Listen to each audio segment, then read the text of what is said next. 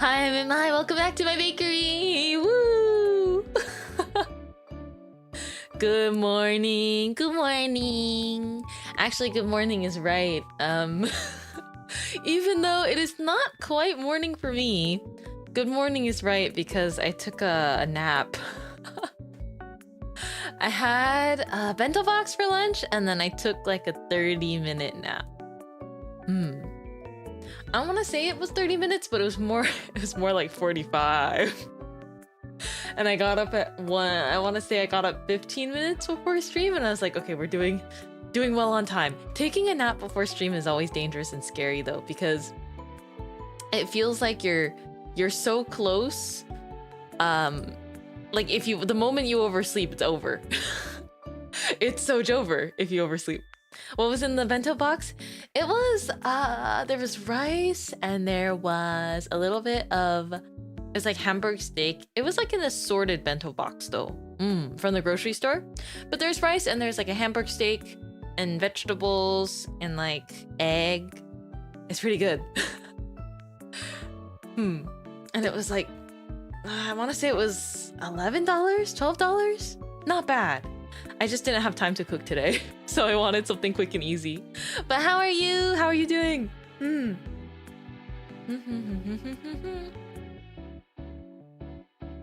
I'm getting an extra sip of water in to shake off any morning voice.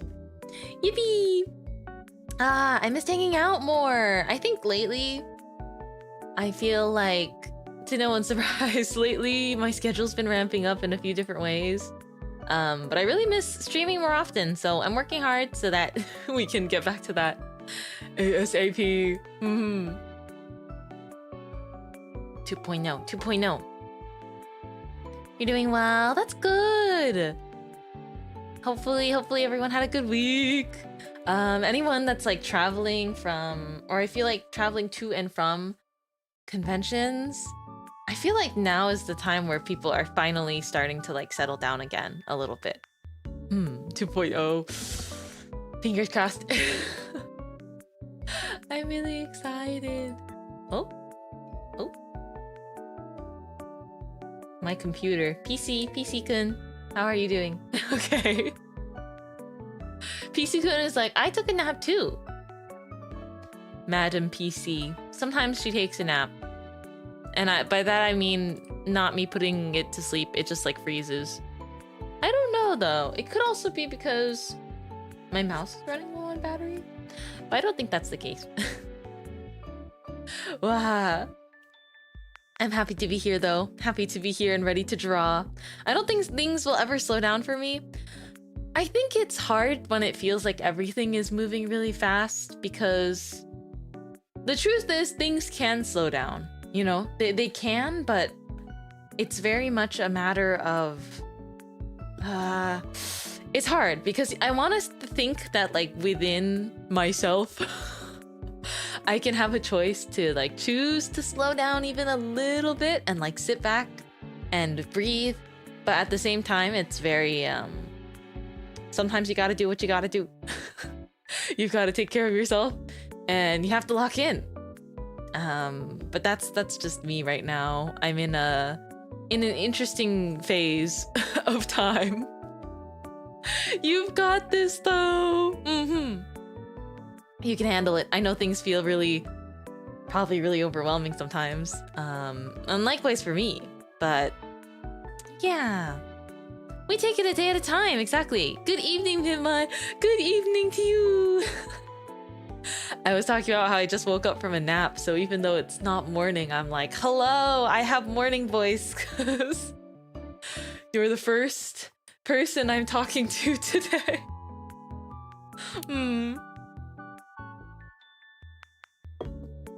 Chug some water. No Discord notification today? I feel like it breaks sometimes.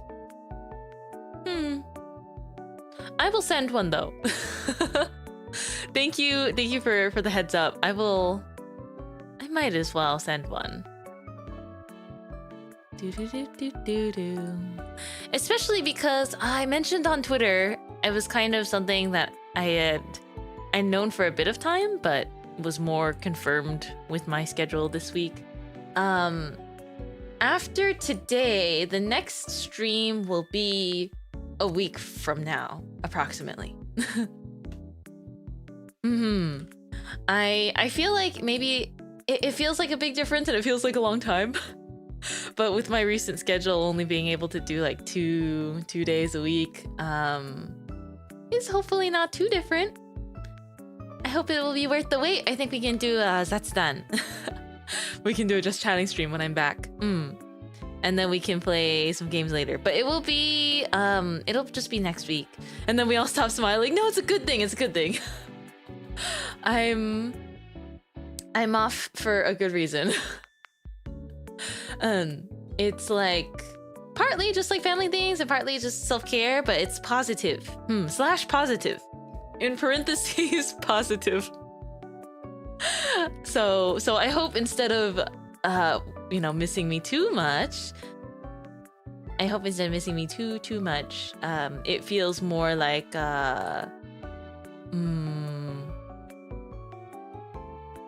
I hope it feels more like yippee, Mintmai is recharging. It'll be good. The reunion will be all the sweeter. So true. Breaks are good. Yeah, it's like it's a mix of, organizing a lot of personal things, but also rest. So I think a lot of my stream breaks wind up being that way. There's always part of it where I'm like crunching, because I'm crunching because I want to stream again ASAP. But on the other hand, I do think next week is the first time in a long time where there's a bit less of like responsibilities on my shoulders. So I do think I plan to do some rest maxing next week. I will of course still be active on Twitter and I'll update accordingly. Maybe I will bring Oshikatsu, I don't know, to get cute pictures somewhere. Yeah, we'll miss you, but glad you're taking breaks. Thank you. I think I tend to push myself pretty hard to the max because I want to get cool things out, But I do think the next stream, most likely, just for the most practical, next stream will probably be on Saturday. Do what you gotta do. Yeah, but I will miss you. Oh. And I guess today is the last day of July. And we all gasped. We all gasped for air.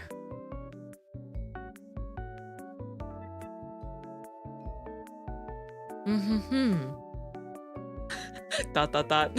Thank you for all the breads. Hope you get plenty of rest. Thank you so much, Maza. You were so sweet. Thank you.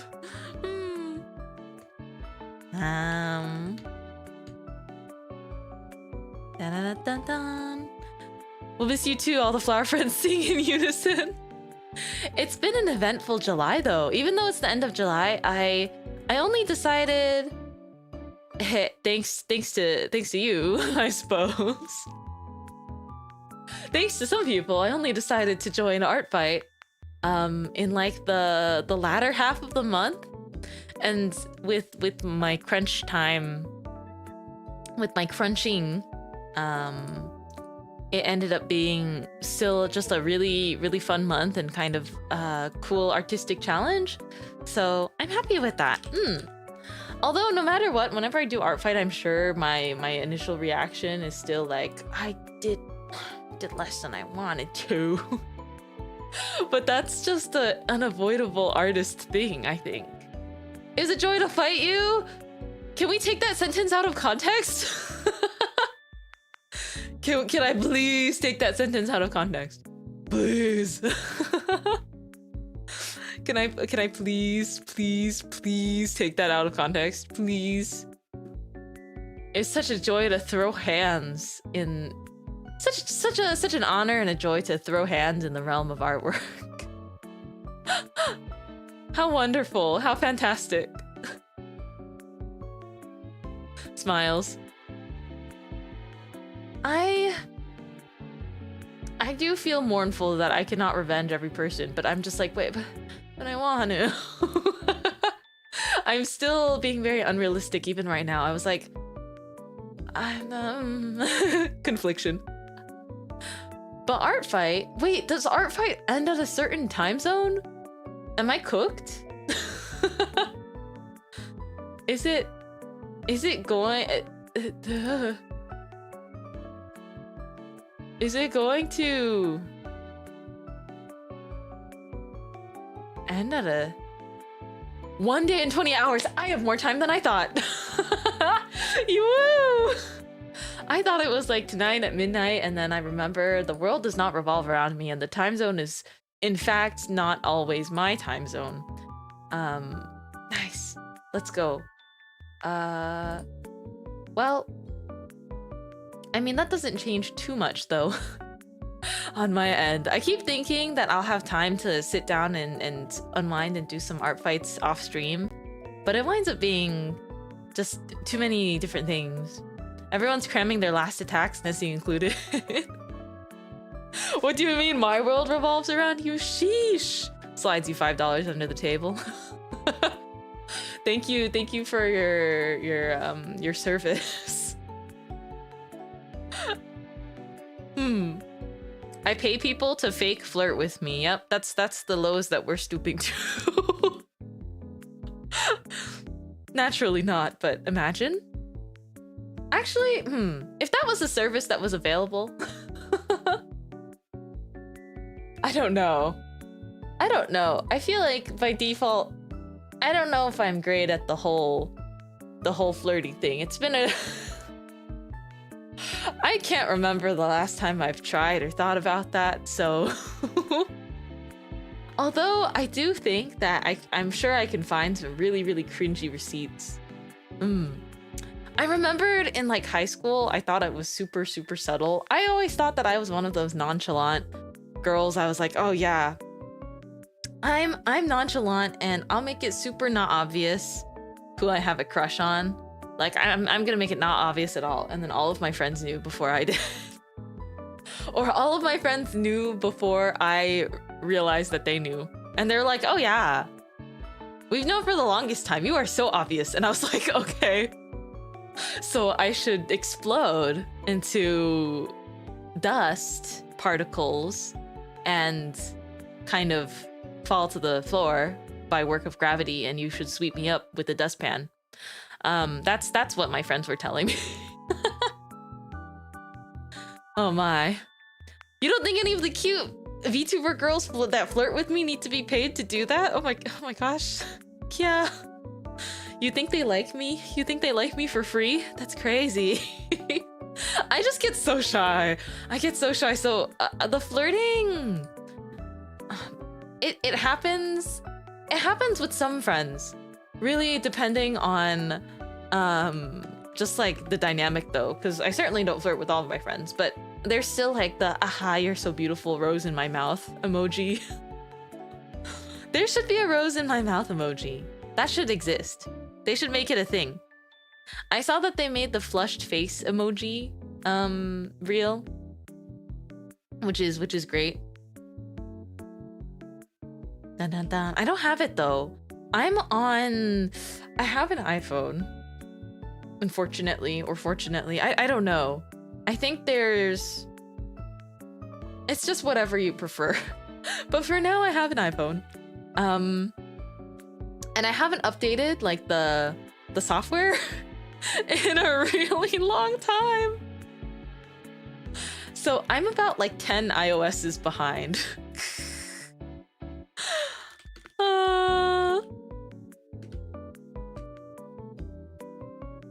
My Oshi's just another me. The problem is I want the flushed face emoji. But that emoji alone is not enough to convince me. Okay, it might not be 10. Let me check. Let me see how many I'm behind by exactly. Okay, so I'm on... Okay. I'm on iOS 18 and it says the next update is iOS 26.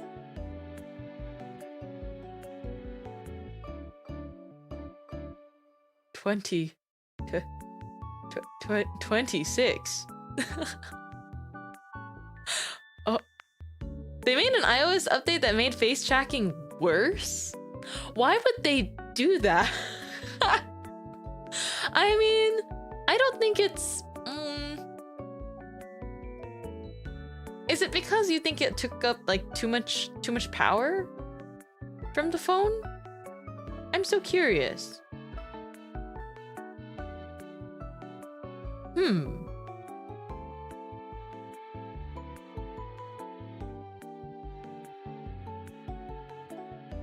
26 audible cracks in my voice.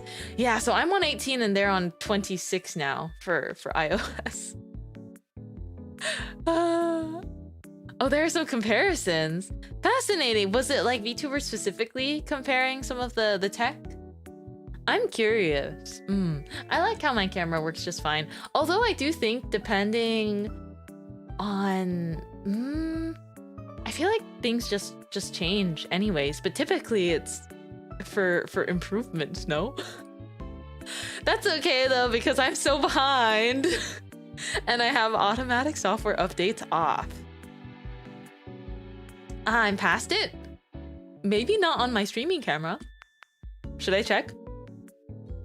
Do you want me to check? Hold on, I'll be right back. I'll let you look at my forehead.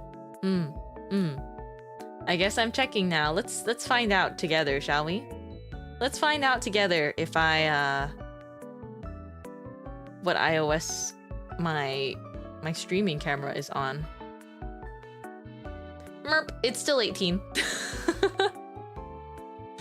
Sorry to say. Although I will not be updating to 26. That's too much. iOS 15 or sooner. I feel like my camera for streaming has never been pre 15 then. It's hard to remember. Oh, no worries. Let me see. Oh, is YouTube eating your link alive? It's very possible. No worries. I think I'll just look it up later if I'm curious. Thank you for letting me know though. I'm curious about it for sure. If it's not broken, why update?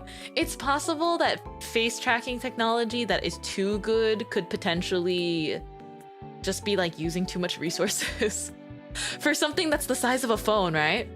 Because I thought about it. Sometimes like BBC publishes like these really old advertisements. And if you look at the ads for the really old phones, I'm like, how did we wind up with touchscreen phones that are so thin? And they're not super light, like holding it in my hand, but it's light enough to like go in your pocket and go in your purse or like your jacket pocket without being like, oh, there's a heavy block of metal in my pocket. So that itself is pretty impressive. But sometimes I like watching older or weird ads just to observe the aesthetic. Just for fun. Interesting though. I wonder how that like impacts things, especially 2D or 3D. Oh man, completely unrelated. I saw something the other day and I just want to show you. I just want to show you because it's very cute. Oh, did I not save it? Hold on. Did I not save it?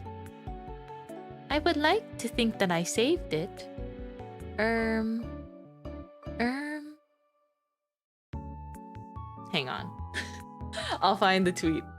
It's just something cute I wanted to show. Not particularly related to me, just for fun. My thought of us, Kia. It's just, again, like me seeing something on Twitter and being like, wow, this is so cute. I want to show you the most rudimentary thing. Okay, I will link it to myself so that I can like, or I'll send the picture to myself so I can show you. It's like this new blind box that's coming out. Did you finally make that burner account? Oh, maybe. Maybe I did. I feel like I wonder what makes you more fascinated by the concept of a burner account. Ultimately, I still want to be on Twitter less. But I do think it's nice for me to put like unfinished work there, or kind of non like fan art, or like not necessarily bakery related artworks. I feel like that's like a fun place to leave things, just to have the option. I think I tweeted. Tweeted. Oh my gosh, I was trying to say Twitter and tweet at the same time. My apologies. I tweeted about my hiccups earlier, but they went away, which is great. It's nice to have a low stakes account that's not very professional. I never really thought about my Twitter in a way where like it's professional. How do I explain this? My Twitter is just my Twitter. But there are times where I maybe just want to tweet something that's like, ooh, my tummy hurts. and I don't really feel like broadcasting it to a lot of people. Now that I guess, like, you know, the algorithm is mean and I want people to see my art and, you know, things I'm excited about, like my streams and things like that, and not necessarily like, oh, my tummy hurts. So it is great to have a separate space for that. Something I thought was so funny was I wanted to keep the jig up, you know, like I wanted to keep it up, but Maya pointed out that I was only following, or not me, Mintburner was only following Mintmai and Markiplier, and I was like, I want to keep that up, but at the same time I was like, there's no reason to. I'm gonna end up following a bunch of people, and also just like artists on that account anyways. It's my very, it's like the everything bin account, you know, your timeline of 2. I just want a place to have an everything bin where I can put out thoughts and other things. I mean, hey, have you ever seen Mintmai and Markiplier in the same room? I didn't think so. I didn't think so. Also, I heard this rumor. Apparently they have the same like hair color and eye color. Isn't that crazy? Kind of the kitchen junk drawer of Twitter. Pretty much. I think it's fun to just like have, you know, just an extra space more than anything. Also because I do think with how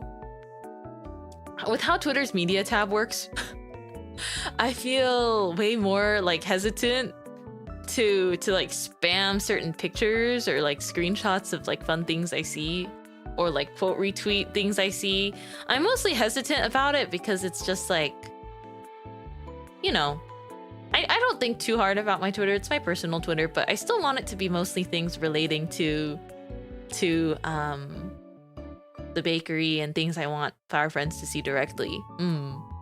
While the burner is more just like, okay, well, if you want to see the brainworm, if you want to see more miscellany and brainworms, you can choose to subscribe on a separate, you know, of your own volition, with on like a separate thing. So I don't have to think that I'm subjecting everyone to all of my like manga rambles and and things like that. Yeah, I like giving you the option of being like, okay, you know, on stream, I will talk about everything and anything that I like, but there are times where I want to, you know, maybe recommend manga at the moment, but I don't feel like it's appropriate necessarily to like share the cover of manga artwork, like artwork I haven't made necessarily, like on main, or like artwork that's not. Does that make sense? Like, I don't feel like sometimes I want to tweet like a Yuri fan account, and sometimes that's not the most not the right place to do it. Yeah. You didn't know I had YouTube. You refreshed the purple app and you were confused. Oh my, I haven't been on Twitch for almost a year now. Yeah, I actually just prefer YouTube for my style of streaming. Something I wanted to show you though, I think I'll tweet about it anyways, maybe on my burner on that topic. I was talking about little doll blind boxes, like cute things that I really like, but this series is coming out, and I saw this on Twitter, and I was like, oh my gosh. It's not out yet, I don't think. It's not out, it's just like, this is the product photo and they're making it, and I'm like, I want the cockroach girl so bad. Give me this. This is like peak character design, you know?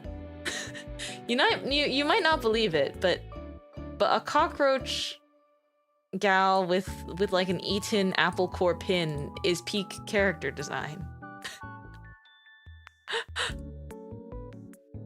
Man, it is so good. It's so cute. The art style is really cute too. Like, I like the kind of retro art style of the faces.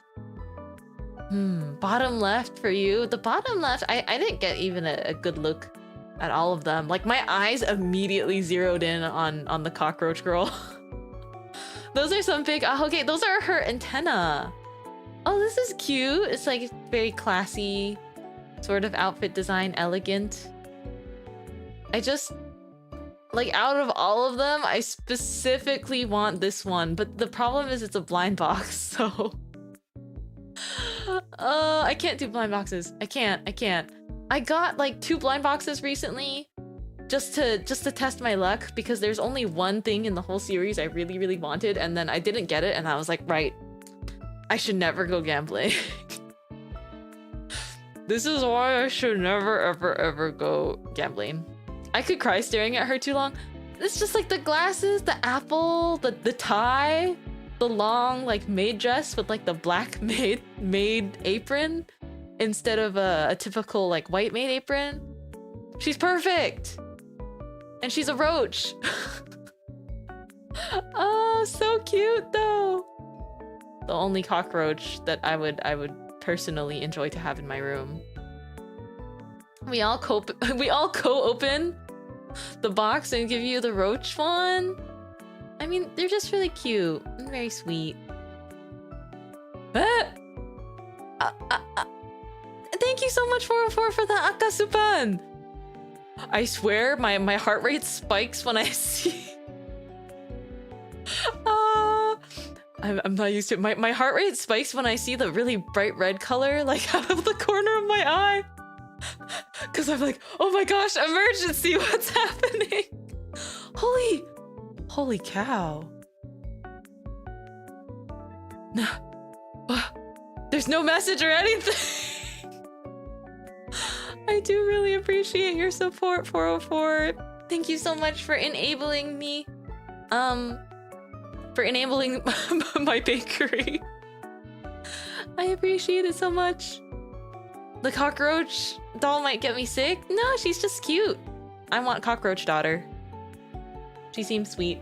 Also, because they seem small. Like I think they said they're going to be like 9 inches tall, maybe? Wait, that's huge.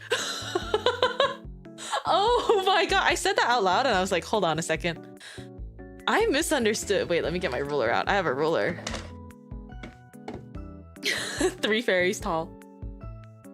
Wait, what the? These are huge! Uh-oh. I thought they were gonna be small because the chibi art style.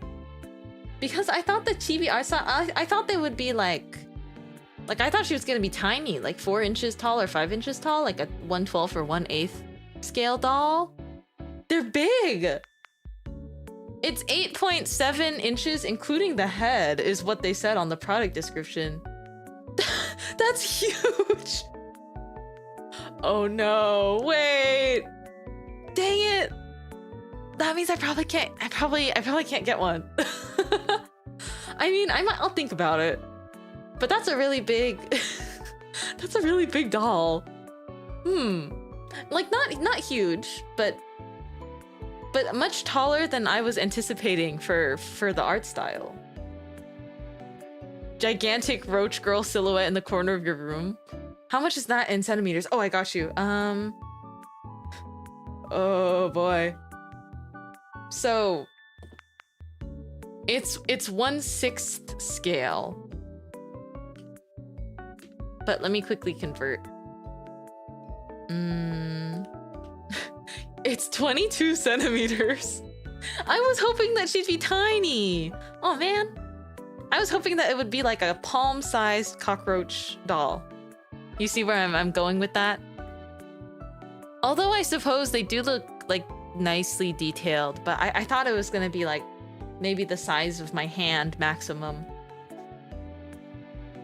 Like a doll that could sit in your palm. Which would make sense for the cockroach, but you know what? It's better it's better for me to have less things.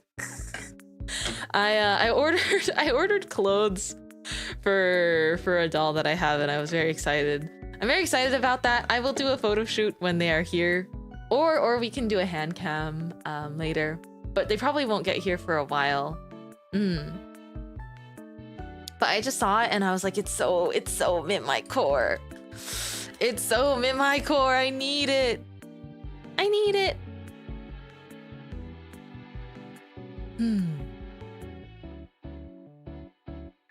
I've been staring at dolls because of a thought that popped into my head. The spiral. Like the spiral of when you start looking really closely at something you like, and then you kind of devolve into 6 hours of scrolling on that one hyperfixation.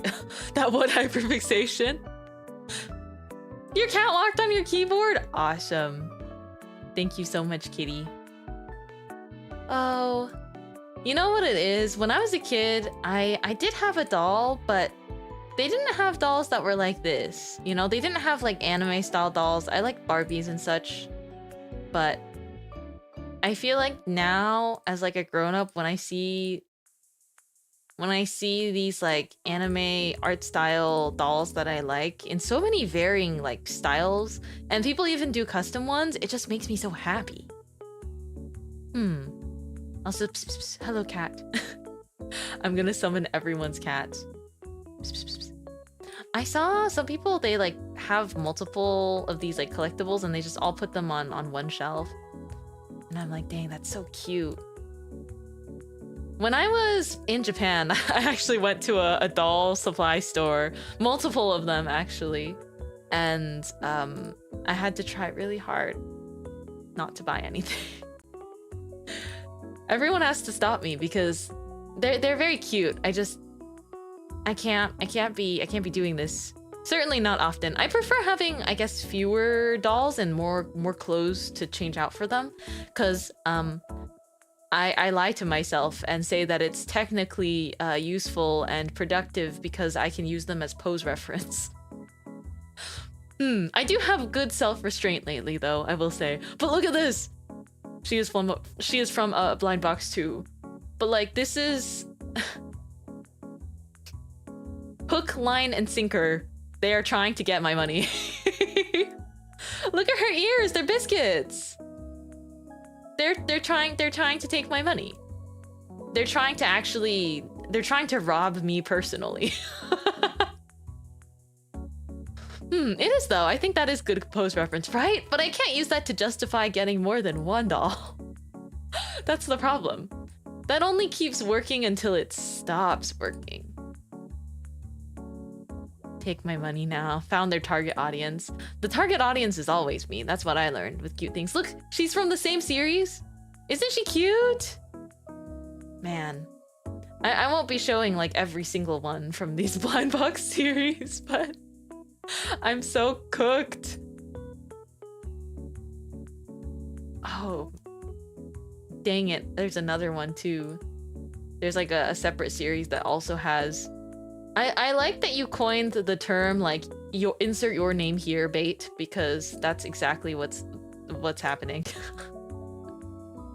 This is Mintmai bait. They're taking my money. Look at this! Oh my gosh, I think she's so pretty.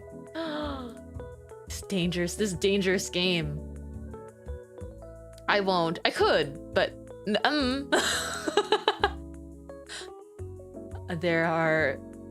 There are stakes here. There are risks because there are blind boxes.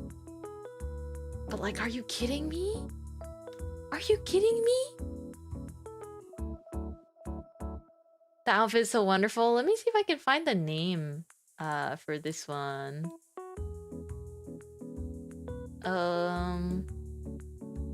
Let me see. The name is not in English, but Sometimes, depending on the...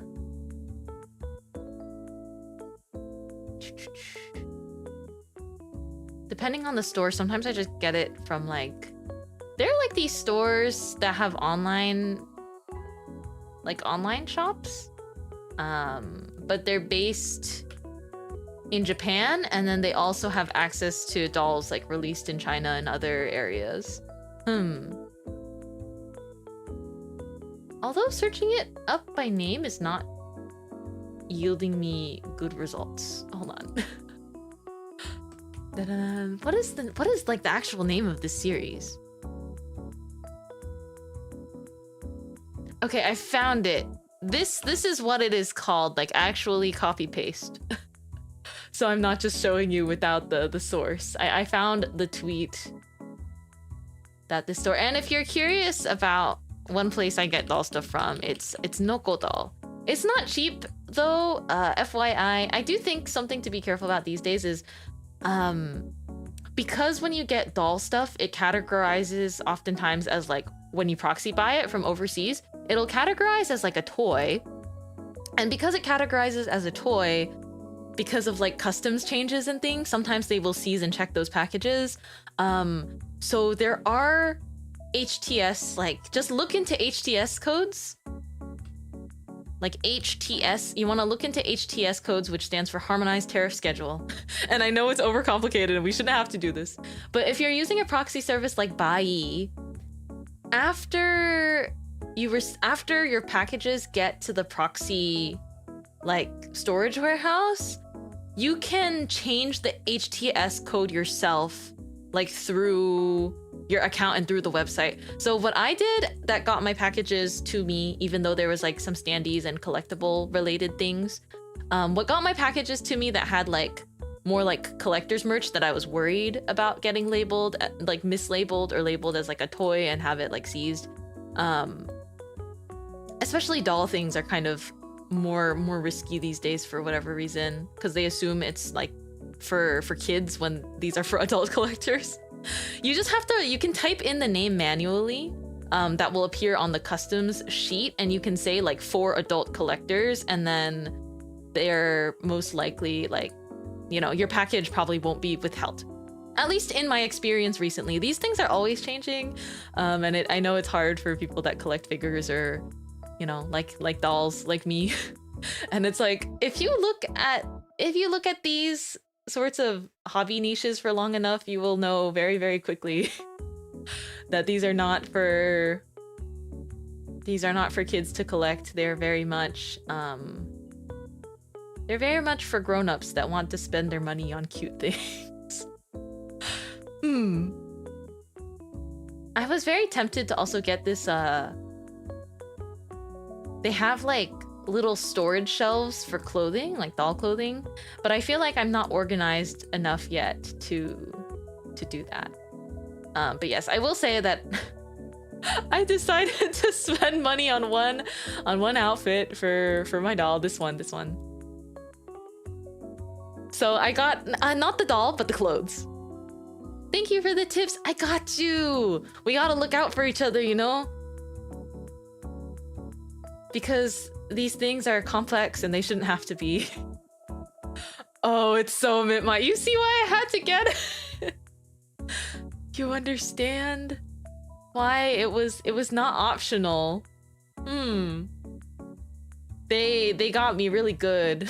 I saw this and I was like, okay. So what I'm hearing is it's over for me. The headpiece, the layers of the skirt. I know, and I got it in this color too. I'm letting us chat for a bit longer today because I'm gonna miss I'm gonna miss you while I'm gone, but I'll be back before you know it. Let me see in my proxy history. And again, I've really been on the kick of like, I cannot buy any more things. I cannot. But I've just been, you know, I've been picky. Oh my gosh. Me when I open my proxy site to check which color of this outfit I got. I'm pretty sure it was this one. But yes, I wanted to check it, and then I see a notification that some other merch I got arrived. Yeah, I got this color exactly. It's amazing. It's probably this is the nicest outfit I've gotten for my like 1/6 scale doll. So I'm very happy about that. She hasn't had nice clothes until now.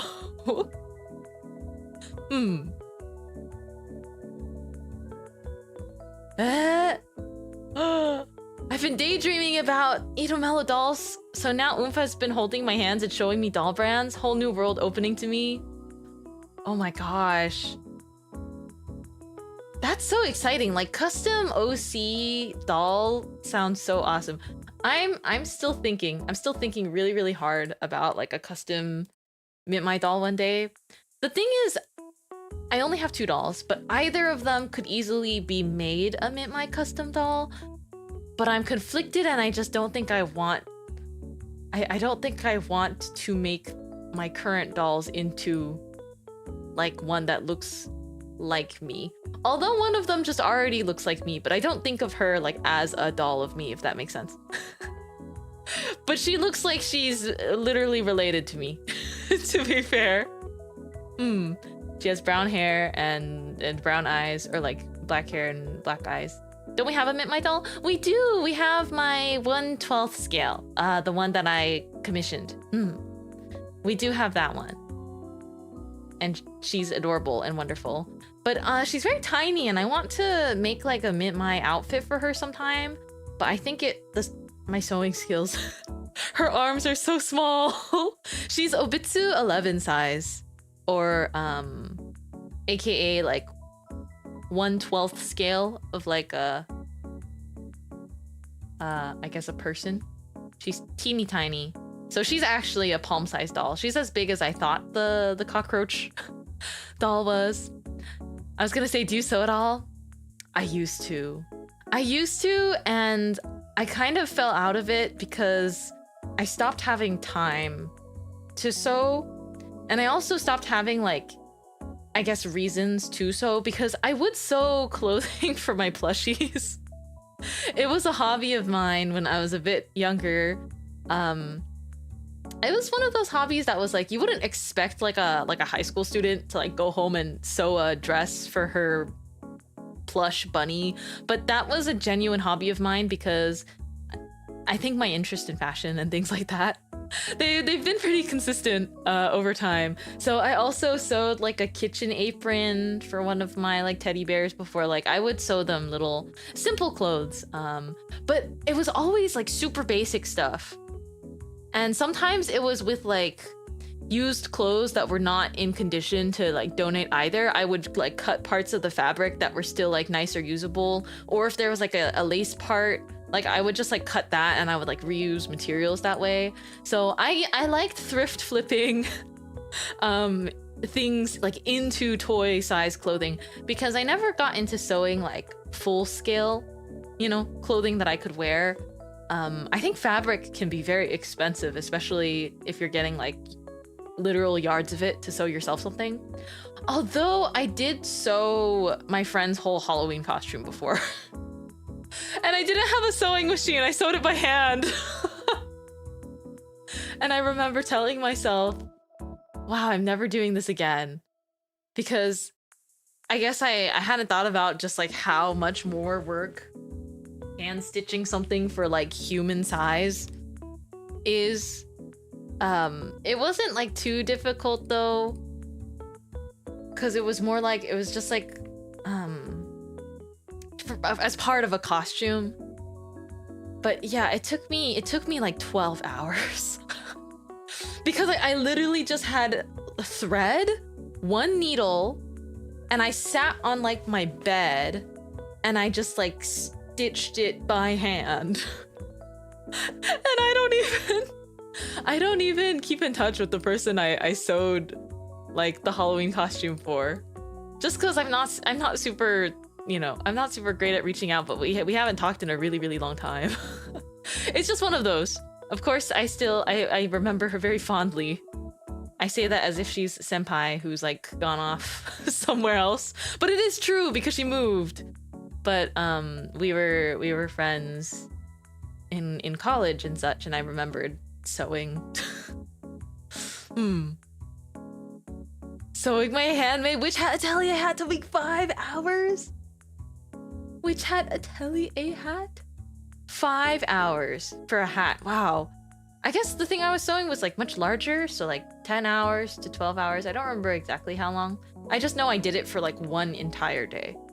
And that was an adventure. And looking at some of these, or showing you some of these doll things, has me excited to perhaps do a hand cam sometime soon, or maybe just, you know, when I'm back, or when I am back, or post 2.0, we will see. Because again, these things, it'll take a long time before it ships to me, I think. But I am excited. I miss Mintmai hand cams. The last one we had was when I organized my stickers, huh? I miss Mintmai streams, guys. Wow. I miss Mintmai streams. What happened to her? Where did she go? Man, I wish there was a Mintmai stream like right now that we could watch together. Wouldn't that be so nice? That would be so wonderful. It'd be just like old times. You tell me. Mintmai doko? I'm here. Koko. Koko. That would be amazing. I know, right? And then imagine if she drew too. Wouldn't that be just so nice? Wouldn't it be nice? Start singing. I did not get to finish the art fight I started at the end of last stream, so I would love to do that today. I was really hoping that I could continue it after dinner in the evening, but alas, my energy bottomed out. Not a bad thing, just a realistic thing. It's like we can still hear her. I know, right? You know, it's like you can still hear her. Quick, give her something to say. Give her a voice line. Alrighty. I have so much fun chatting with you. Just about anything, really. And even sometimes if we don't have the exact same hobbies as well, I'm just like, wow. I'm so lucky that someone wants to sit and hear me talk their ear off about whatever niche thing I'm into currently. Mintmai streams Mintmai stream and reacts to Mintmai stream. So true. We're in the room together where it happens. The Mintmai stream. In the room where it happens. The room where it happens. The room where it happened. I wanna be in the room where... Stop! Stop! No Hamilton! Stop! Mintmai! Okay, let's head over to the art screen. Thank you for a nice long zatsu. So satisfying. So very satisfying. Alrighty, look at this cutie. I want to finish drawing this. And then I'll see if, you know, we'll see what we've got time for after this.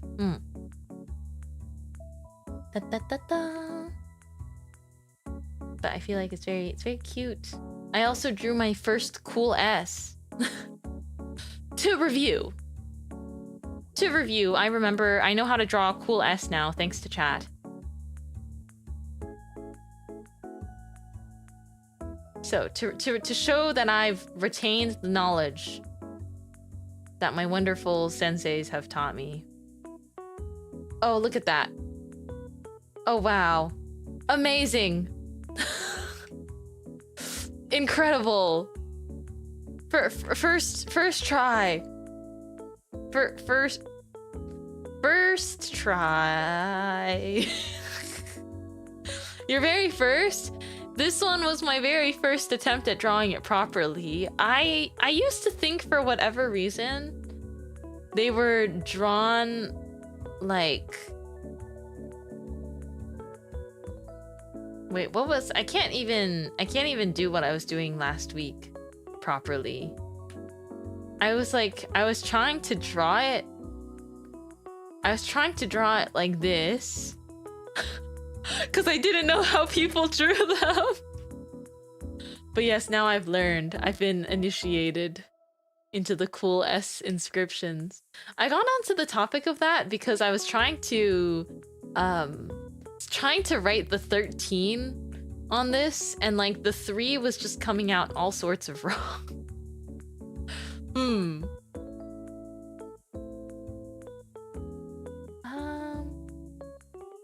Part of me is thinking, you know, they don't have to be super clean or anything, but I wonder what it'd look like if I had this as a multiply layer and then just colored it in from there. I'm also gonna take a sip of water.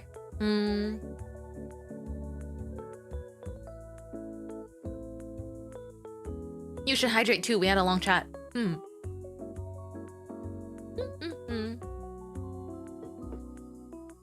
Every time I see art from you, I'm reminded how much I love the way you draw, especially faces.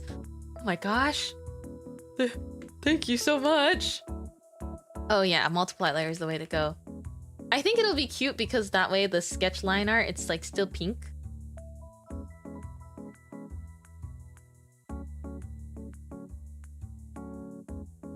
This OC is from the first art fight I received this year. So I thought it'd be cool to revenge.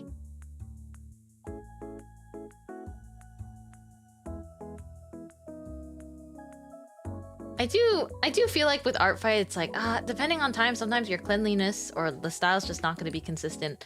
But if there's any time to do that, right? It's art fight and not like commissions or work.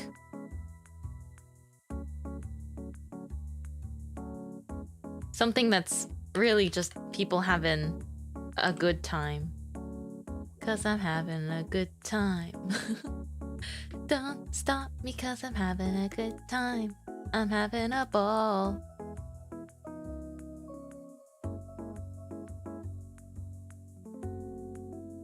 Your attempts to try to draw it? Oh, the cool S resembles Coco learning a sigil? Wait. That's true.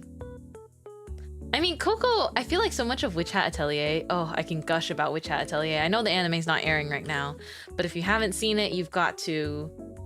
I can never get enough of that story. And the manga's still coming out and entering some very serious arcs. Do do do do.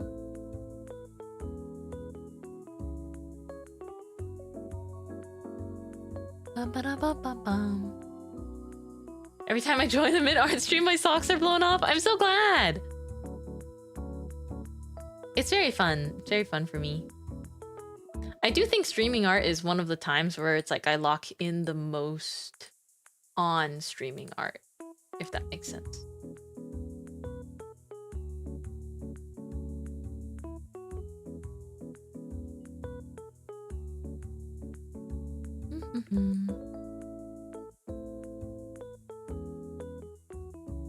I feel like the colors of this look really different depending on your monitor. It looks more desaturated though than it does on my screen, so let me slightly adjust the saturation. Also because I don't want it to be like the exact same. I don't know if you can see a difference. It still looks a little bit duller on my preview.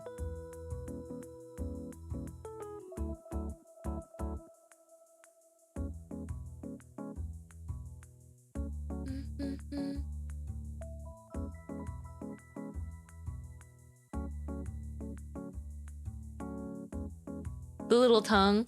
Yeah, because she's got like strawberry theming. Do you think the... Wait, what do you think the cool S would do as a sigil? In Witch Hat Atelier? Oh my gosh. But they already have a sigil that kind of looks like an S for like the water one, right?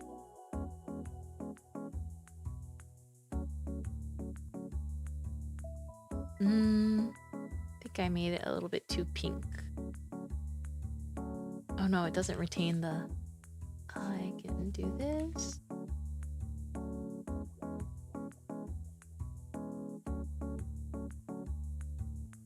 No, I think that's...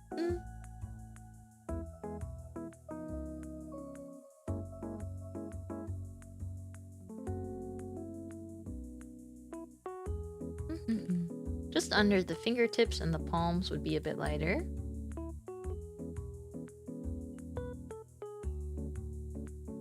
I did not draw the one on the left, by the way. This is the reference. For the sake of more so like speed and such, I'm color picking the reference since we are quite literally in the last like 48 hours of art fight now. We're officially in the last stretch. What's been my favorite attack I've done this July? Oh, I don't know if I could pick. To be honest, I actually don't know if I could pick. Because they're all done in like really different styles.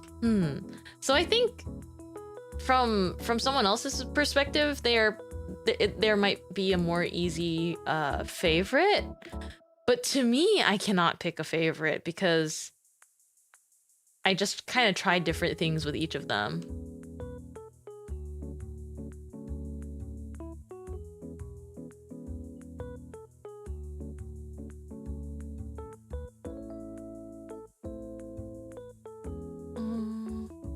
Let me see.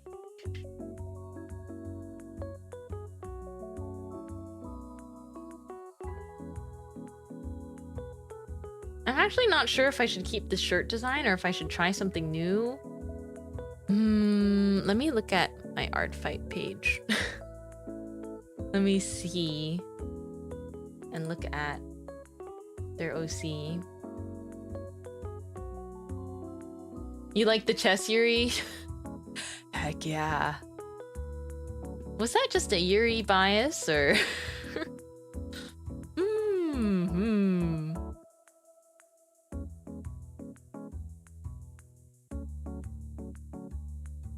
Oh wait, this is a good reference sheet. I kind of want to change up the outfit just a little bit. Let me pull in the new reference sheet I found, or the other reference sheet. This drawing just really stuck with me, but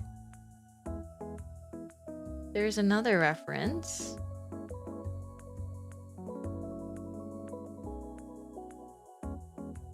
Bum, bum, bum, bum. This is another reference. Oh, this shows off like the pink. I see. So the freckles and like the freckles and the moles, they're kind of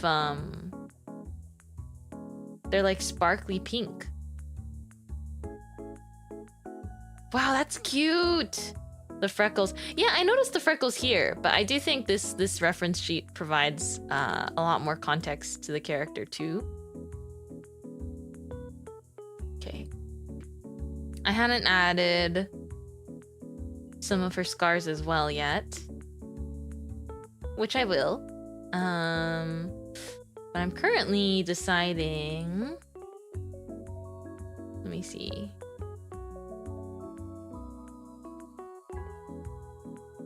I think it just really depends on what outfit am I thinking here? Because I'm realizing this picture I've been using as a reference is technically not the, how do you call it? It's not like the finished, or like not necessarily an official outfit to my knowledge. And also I feel like instead of a number, I want to change it up a little bit. Especially because I already changed the necklace a little. And she's a pop star, and I wanna... I know exactly what kind of top to put her in. Wait a second, let me cook. Have you ever seen the butterfly tops? I want to give her one of those.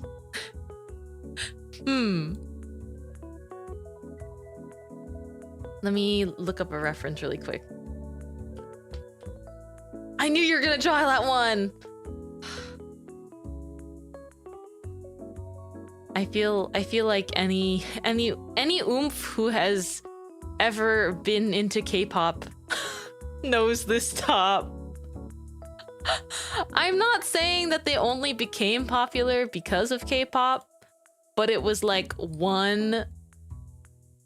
I don't want to definitively, like, in case I misremember, I don't want to definitively say who I think it was, but it was one pop star. One K-pop star was stylized, or like was styled in this butterfly top.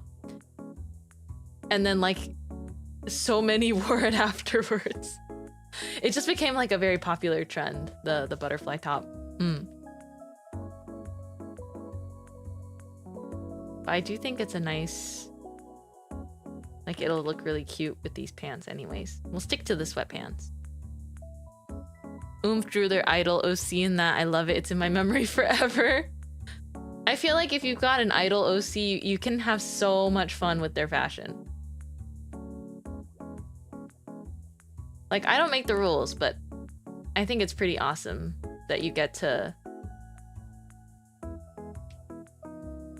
You get to have so much fun with like what they wear. Okay, butterfly top. Butterfly top. I want to see what it looks like from the front view better.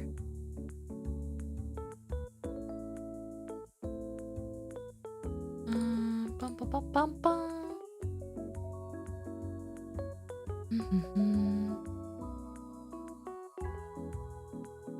I did make the necklace a butterfly too.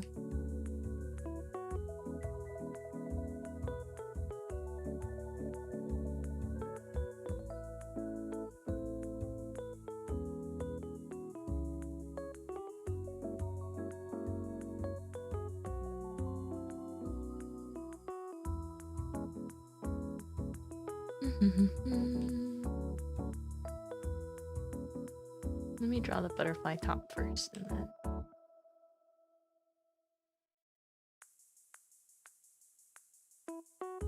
Get like a nice butterfly shape.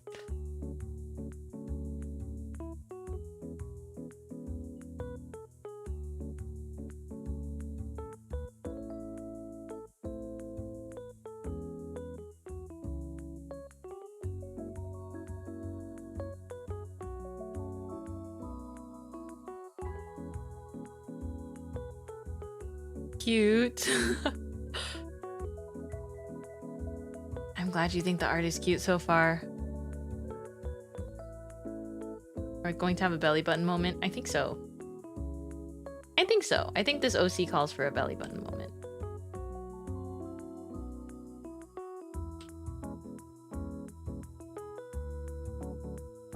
I'm also trying to get like an accurate read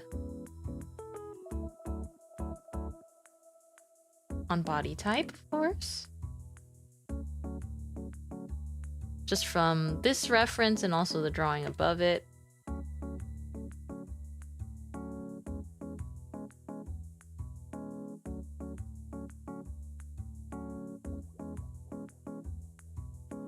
Cute. Okay. Something like this. I love freckles. Me too. I had freckles and they like faded. I don't know though. Because I feel like it's pretty rare. Oh, I have a relative that has really pretty freckles though. I think she looks so gorgeous with her freckles.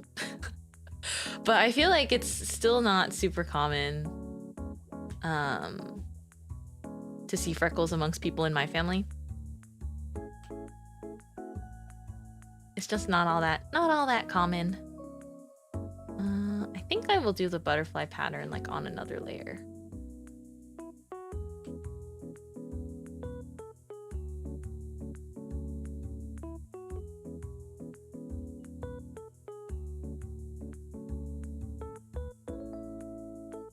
Awesome. I think this looks great for an outfit. Let's go from here. So now I should probably color in, fill in the parts that I added.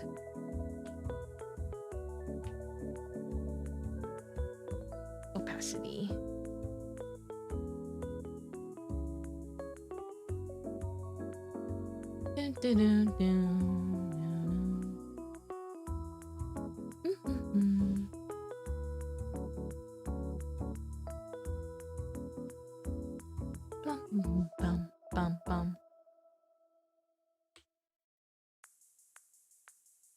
Okay, and then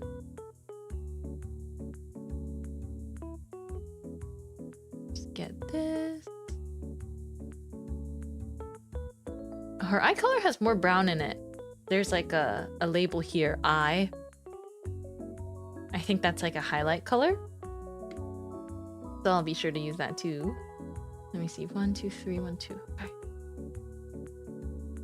I think if it's facing this way.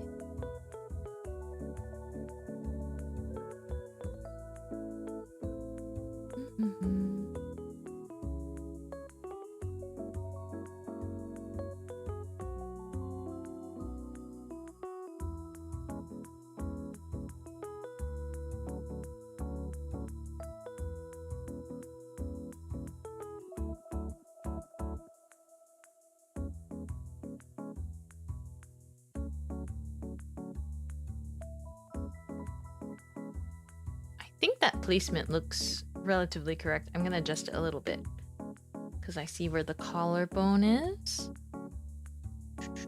My freckles are barely visible. I think I'm the same way. I have like really light freckles, or it was more obvious when I was younger. But you know, you grow up naturally. And it changes over time. And so I think they didn't precisely fade, but rather they're just not very like obvious now.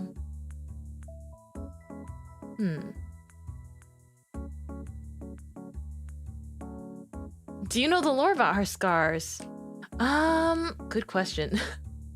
I have tried to read like the little bios, but typically I've just been going off of design for when I just like grab a reference sheet. But let me see. Let me see if it says anything in the profile. Hold on, I'm trying to just give it like a nice shape that matches the reference a little bit more.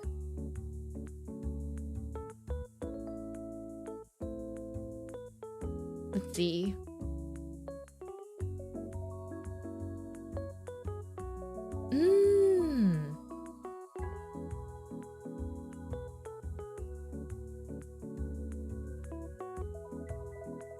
Let's see. So she's a pop star, and there's not specific, or like I do not see the specific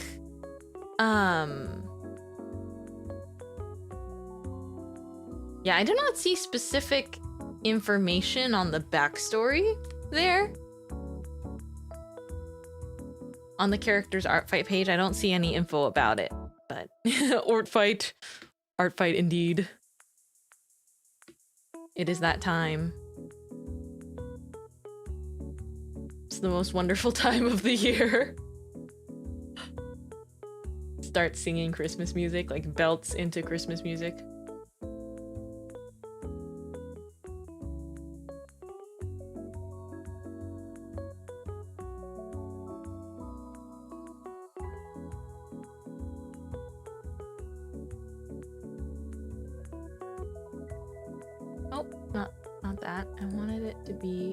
Not that either.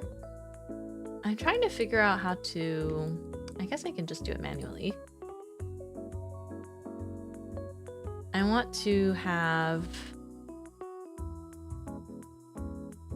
I cannot find opacity for whatever reason. Hello? Hello, Cliff Studio Paint? Where is their... It just vanished.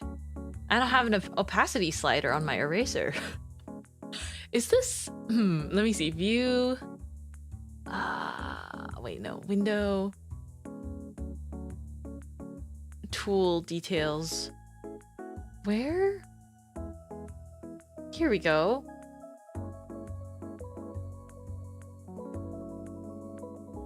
I want to always see that. Okay. I realize there's like so many things on Clip Studio Paint I still don't understand as far as like where things are. Pretty art! Thank you. It's like the last day of art fight, so I'm like, I've got one more in me. I've been every art stream I've done for like the last 2 weeks has been art fight. We've been art fight maxing, but it's fun. It's so fun to like use this as a chance to draw other people's OCs and then just kind of go crazy with it and just like explore a very different design, because so much of the time, I was talking about this a while ago, but like so much of the time I'm just drawing Mintmai. Either Mintmai or like other things that I have to draw, and that becomes like, it's not bad, but it becomes repetitive where I feel like I just get really good at drawing one thing and I haven't gotten to draw like a wider range of different characters for a decent amount of time. I think it would be so nice to like grab the butterfly color from her skirt directly and use that as like the base.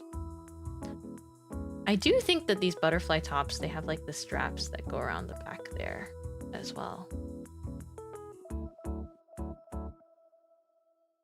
Oh, this pink looks very bright.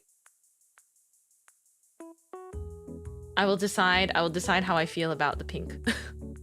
Once we fill it all in, I will decide how I feel about the very bright pink. I might like it, especially since it does fit this character. But I want to see if it's in the color palette. Wee. Wee. Okay. Boop. Boop.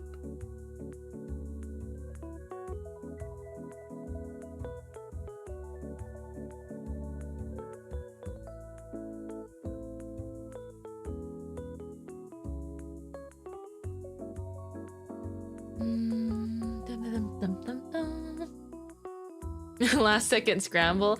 Isn't that what everyone does for art fight though?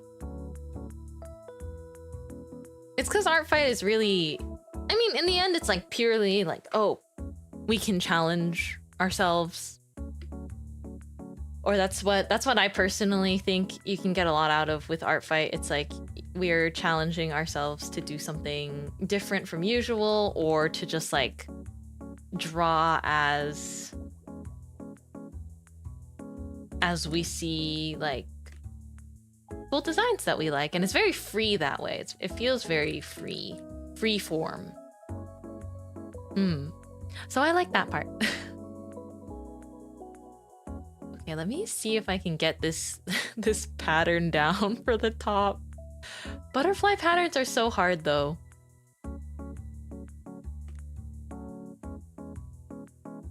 I'm amazed by everyone that can do butterfly wing patterns consistently.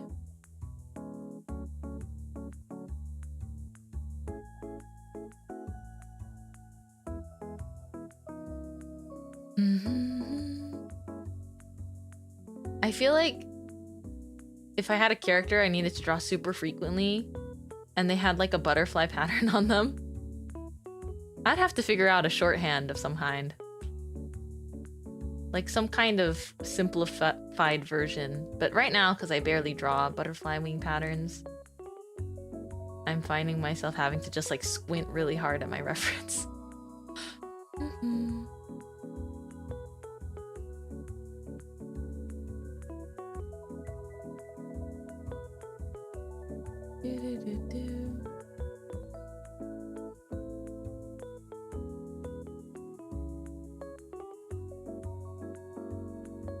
Hold on, I can do better than this. I think I can get like a better butterfly pattern. Ooh.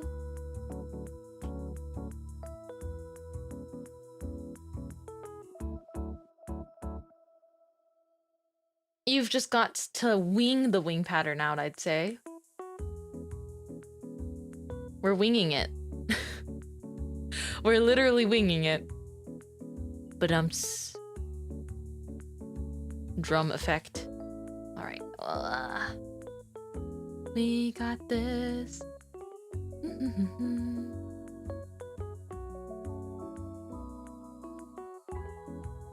I do think like varying the thickness is important. Makes it look more like an actual butterfly pattern. I do think, let me see. I should probably take a look at a different type of butterfly as well. Oh, so pretty. Man, butterfly wings are so pretty. I do think the classic is just like the monarch butterfly. I love monarch butterfly pattern. Oh, in that case though, I realized maybe it looks more natural to like do it like this. Where like I fill it in. Yeah, that looks a little bit more natural.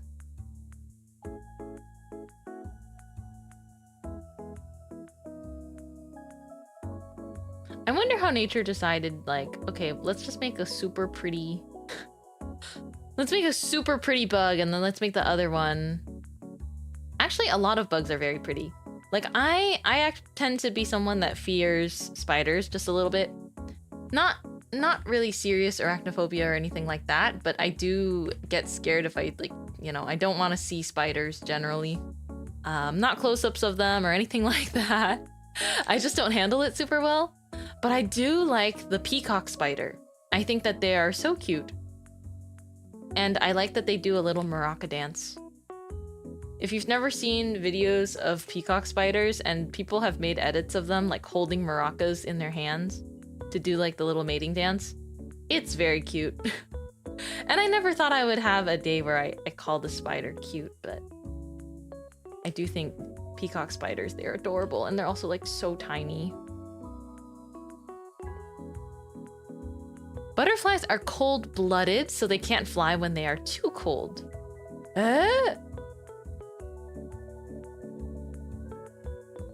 Wait, it makes sense that they're cold-blooded, but then when they are too cold, they cannot fly? Because, oh, it's just that they, like, lack the circulation? Or... I'm struggling with this butterfly pattern. I'm struggling. I can do it, though. I can do it. I just need a little time. That and the tiny jumping spider. Yes, the tiny jumping spider. I know exactly what you're talking about.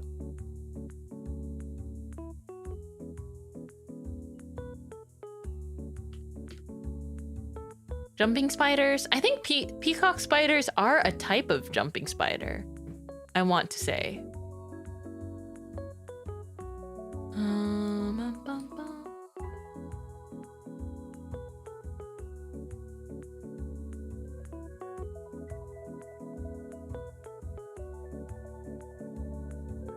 Maybe I should think a little bit less about the pattern, and then it'll come to me. In a moment of clarity. I'm gonna readjust my sitting posture. When drawing the pattern is taking so much of my attention that I have to like change how I sit. Their muscles don't work when they're too cold. Oh, I see. Oh no. Well, I guess it makes sense that they like migrate, right? For the weather? Like birds. Have you ever witnessed like a flock of birds just like migrating? Butterfly migration is something that's been like caught on camera too, right? I think for monarch butterflies, it's been caught on camera before. And they all like flock to warmer areas and then they like sit on the trees. I feel like I saw stuff about that before. Long time ago. Locked in mode, just a little bit.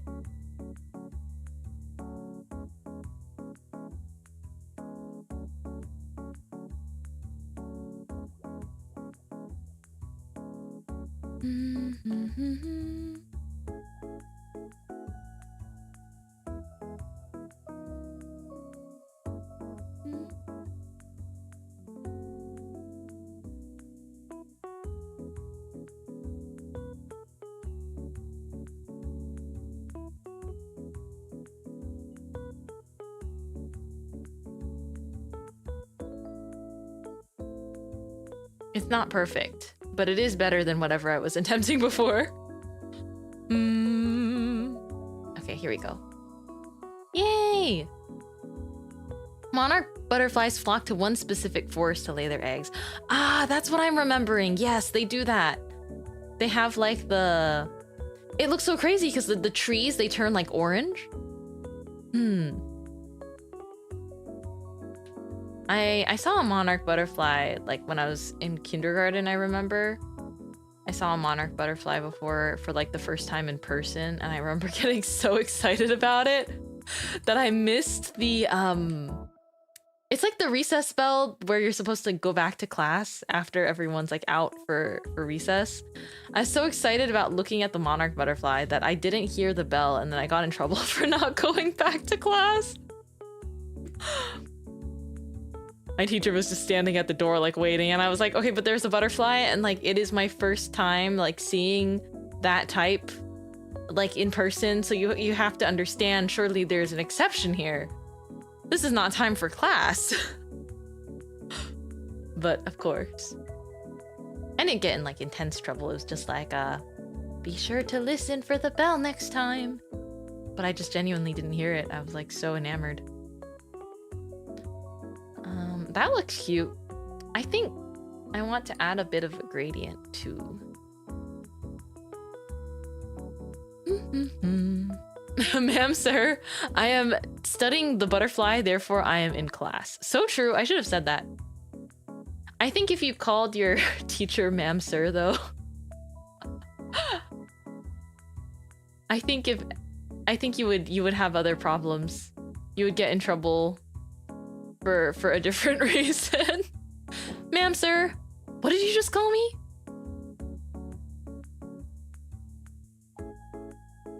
I feel like sir and ma'am, they were commonly used terms, but I think kind of these days there's this association where like if you're calling someone that, it's almost like only in context of when you're either being like, sir, ma'am, please calm down, or like it's like a negative connotation.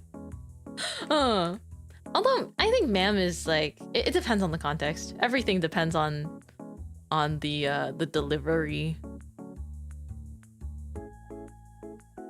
like the tone.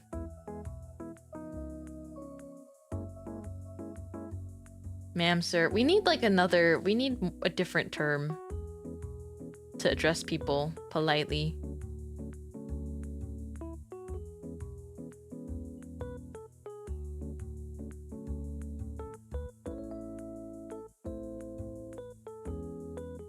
Do I know too much about butterflies? It's good to have hobbies.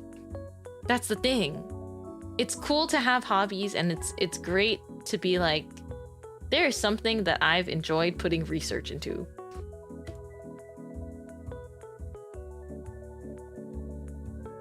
I think that is just inherently nice.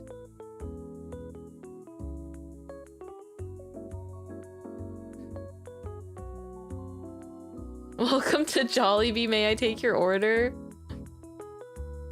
I think I put too much shading initially. Here,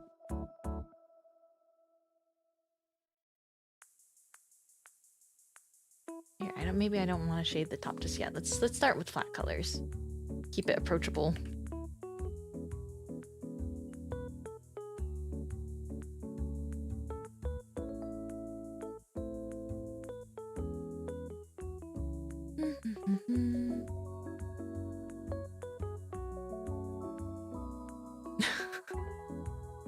Hungry? How hungry? Horse from the front view image. How hungry?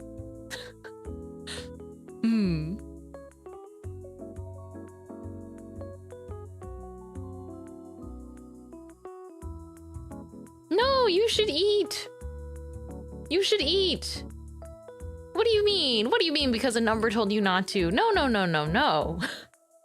That is very much... If you are hungry, that is your body sending you a sign saying, hello, I would love a snack right now. You know what would be great right now? A snack. And I think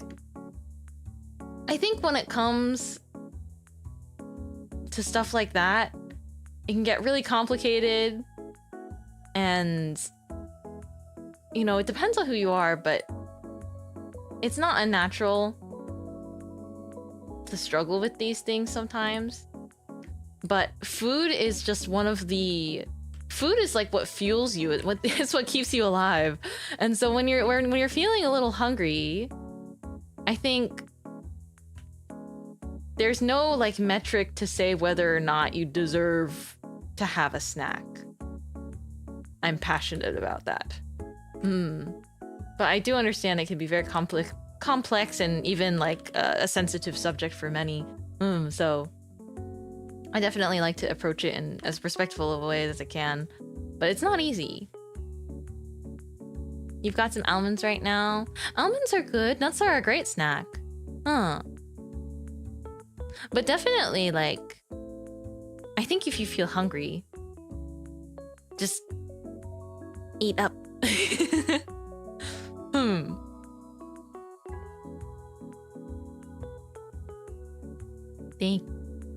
I think you need to, like, I guess to me, eating is like telling your body, like, thanks for all the hard work, by the way, because your muscles and everything, they need, or like they expend, or they store and spend energy. But like you have to eat for them to have that energy. So eating is not only something which is like awesome, food is tasty, but also just like thanks for the hard work, you know? Be like my cats, eat without hesitation.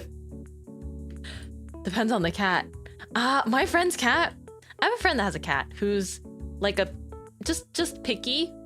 Where if you fed this cat like, I guess the typical things, the typical food you find in the store, the cat's like, nope, I don't want to eat it. They want the expensive stuff. And it's like, how do you know?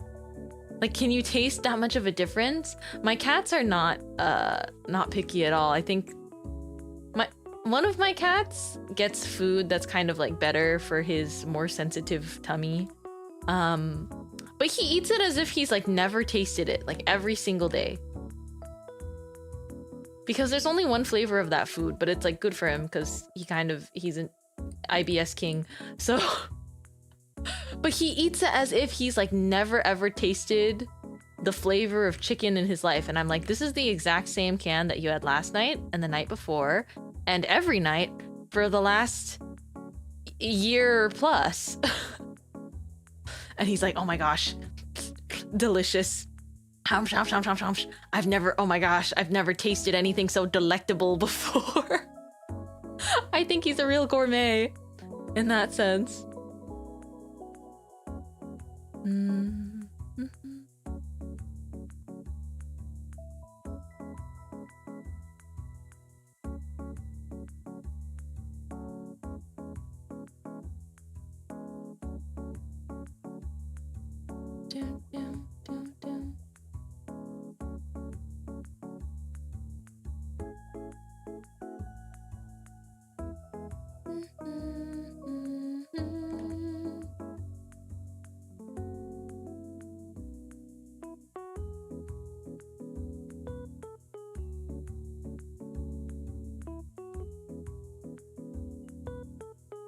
The pink hair is such a cute pop of color, but now I'm wondering if the whole outfit is like, I wonder if it's too much pink for the whole outfit. Let me see. From the reference, there's a lot of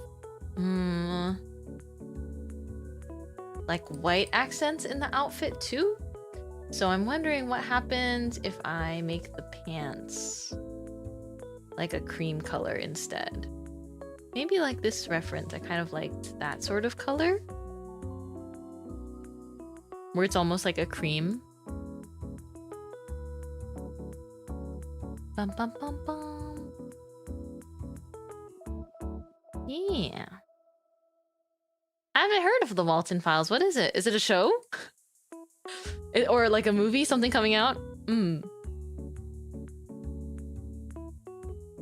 I will say I finally, you know, since starting things I've been watching lately, a little bit of reality TV, to be honest. Guilty pleasure. Raises my hands in the air. I keep putting the eyes on the, like, the wrong layer. I want them to be on their own layer. Okay, there we go.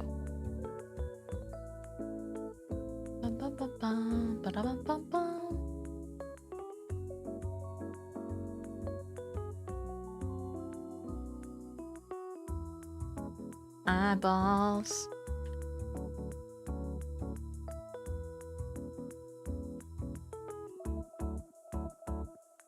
Whoops.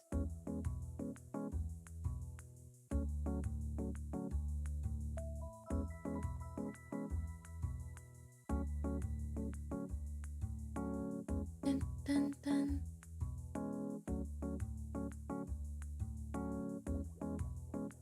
I know the colors look a bit crazy right now because it's very high contrast, but give me a moment. I gotta get her eyelashes in there. Her eyelashes.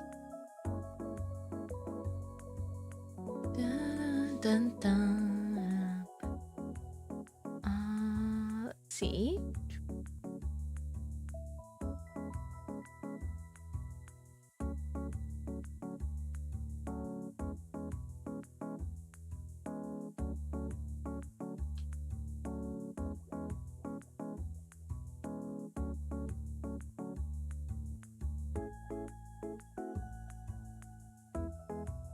Now I want to change the color of these to be a more warm eye white. Yeah, I think I like that more. And then I want the shadow to be even more pinkish. Yeah. Very subtle difference, but I feel like depending on the skin tone of the character that you're drawing, you gotta select your eye white color in a way that feels complementary. Especially because if you use like the brightest, like on the color palette, if you use like bright white for all skin tones, it's gonna look really like the eyes are glowing in the dark, which is not exactly what you want some of the times. Da, da, da, da, da, da.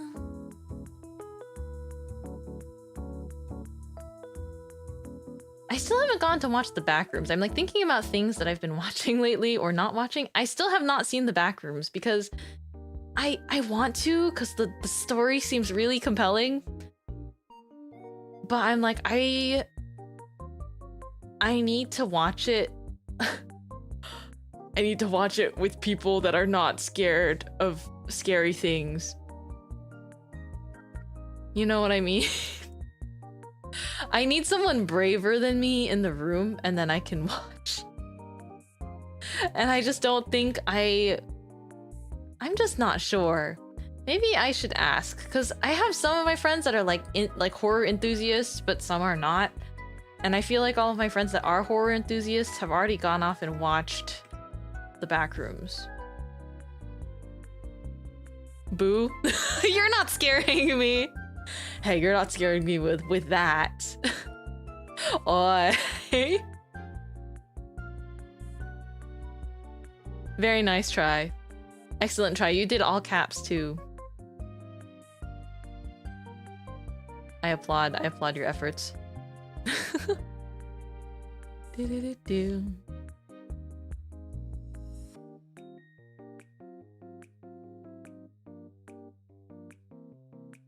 I'll be your horror sponge.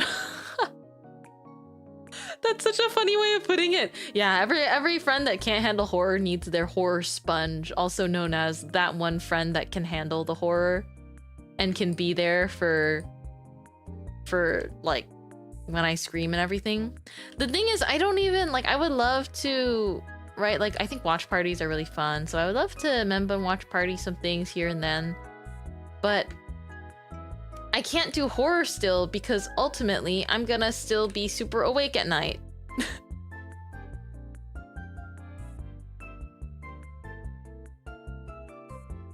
I'm gonna be wide awake.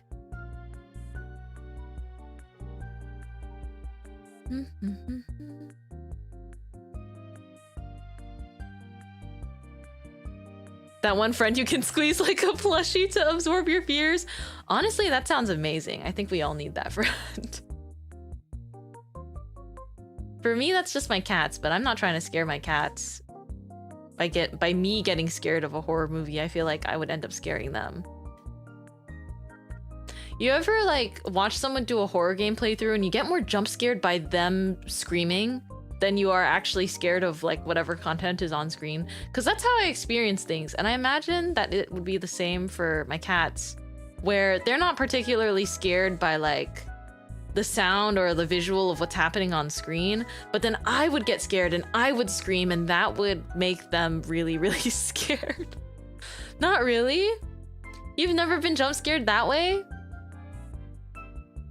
Instead of being jump scared by the screen, you get like jump scared by the Let's Player? No?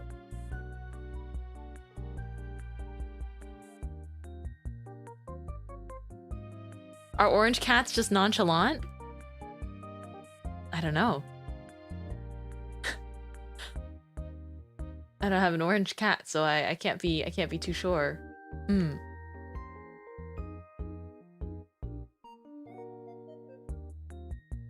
It's been a while since I've like painted some skin and such. Not that layer. Oh, this layer. I should probably label this my line art layer. Because the freckles are bright pink, I want to put them on another layer. So cute, the pink freckles. Let me see. The freckles look to be like the same color as her hair. So I'll add that in.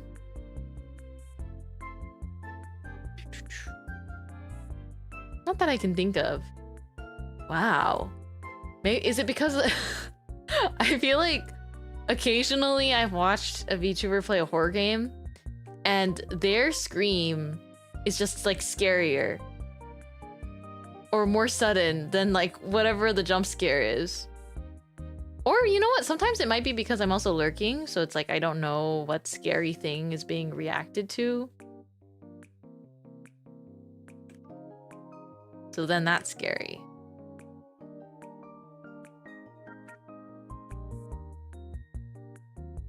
Freckles, one above the eye, and they seem to be focused on the cheeks.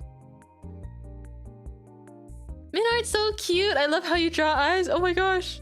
Thank you, G. I hope you had such a good off-kai.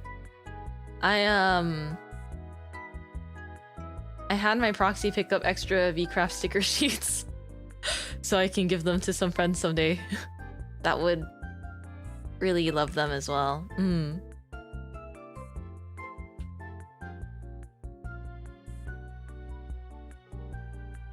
Smiles.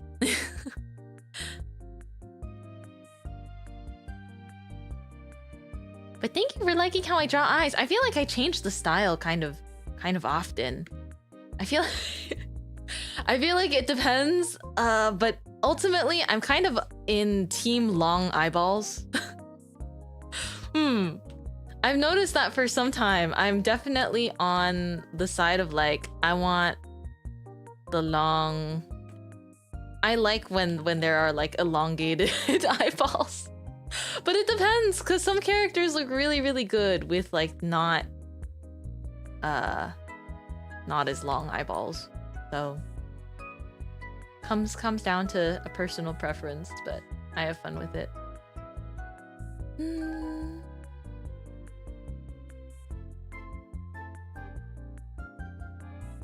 This is looking cute. I feel like oh, I guess it's all right. It depends on your monitor, but one of my monitors, I have a double monitor set up and I'm comparing it between them. One of my monitors is making all my art look really gray. Ooh, VCraft mention. Yippee! I love VCraft. Thank you for picking stuff up for me. Of course, of course, of course. I wish I could have, you know, I figured if I couldn't go, I would like buy everything online. But then because I had a friend going, I could impart all of the shopping onto them. And I I just like was sitting at home the first day of off. I sat at home and then I just sent my friend merch funds and I was like, hello, this is for the merch that you're buying. Let me know if you need more. And I just like put my merch budget there, and well, it's not like I exactly had a budget. Like I had set aside a budget in preparations for things like summer convention season, but I'm also not going to any conventions this summer. So that's how it ended up. Funny, huh? The merch is so epic, yes. I have a monitor problem too. I always have to check the colors on my phone. Same! So ever since I moved from like iPad art to Clip Studio, for example, this is a sort of recent transition because I was such a... Let me see, pants. Because I was such a Procreate, I guess, main when it came to drawing. I got so used to drawing on my iPad. But then when it came down to it, I was like, Clip Studio has all these tools I like really want to try using, and I also like hit the layer limit in Procreate sometimes. So I was like, okay, well, if I want to keep, I guess, exploring things and I want to like improve, then I want to try a different program that has like a little bit more different things I can try. And so I've been using Clip Studio Paint, but it's like the monitors, it looks different than how colors look on my iPad. But I still like drawing on my iPad. It just depends though, because the screenless tablet I've been using, it is nice. It's very nice. So it's not exactly like a where have you been all my life moment. I feel a little bit that way for Clip Studio Paint, but as far as the tablet goes, I feel like screen tablets are still nice, but they were just like hurting my back. Or I just think it's a matter of my posture was pretty bad, so I wanted something that where I could like sit straight. But yeah, it just really depends.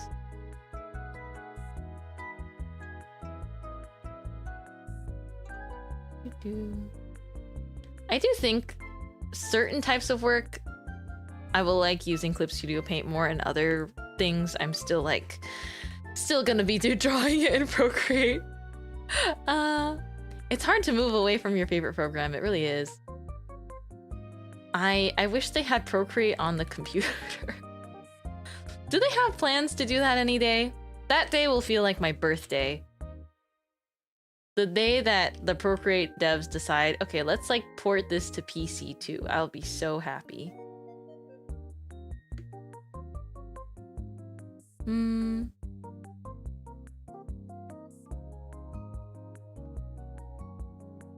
But I guess they don't really have a particular need to do that.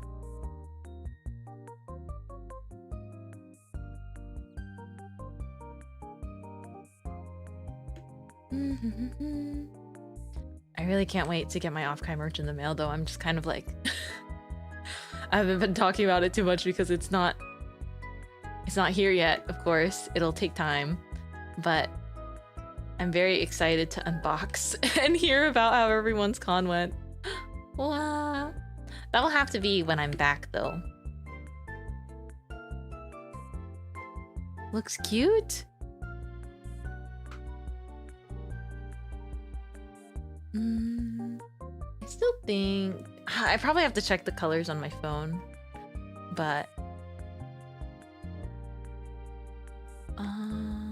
let me see. Oh, my color profile! Oh, oops. That's okay. I've like converted it before.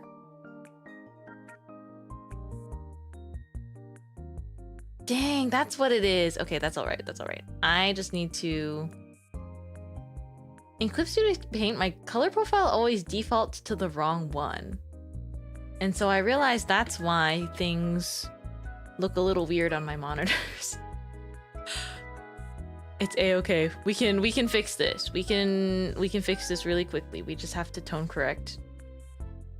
every layer by like the same amount, I think. Let's just do everything by 10.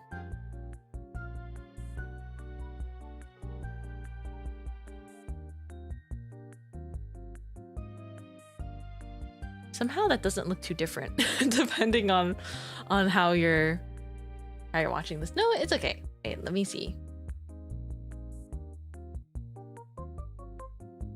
I can probably do the tone corrections at the very end. Yeah, all right. I'm gonna change my color profile back then. I'm changing my color profile back to the wrong one. Wait, I don't even know if this is the right one.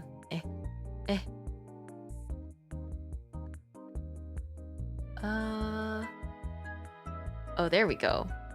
Okay. I feel like you didn't see what changed there, but it's very different on my monitor.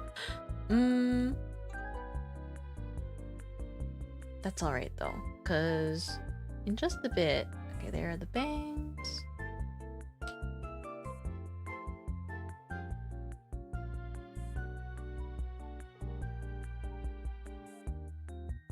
I think I can just do my color adjustments at the end as I figure. I never know how to highlight the back hair as well. I always highlight the front hair and I'm like, yep, that's exactly how that looks. But then the back hair is more hard to decide how I want to light it. Whee!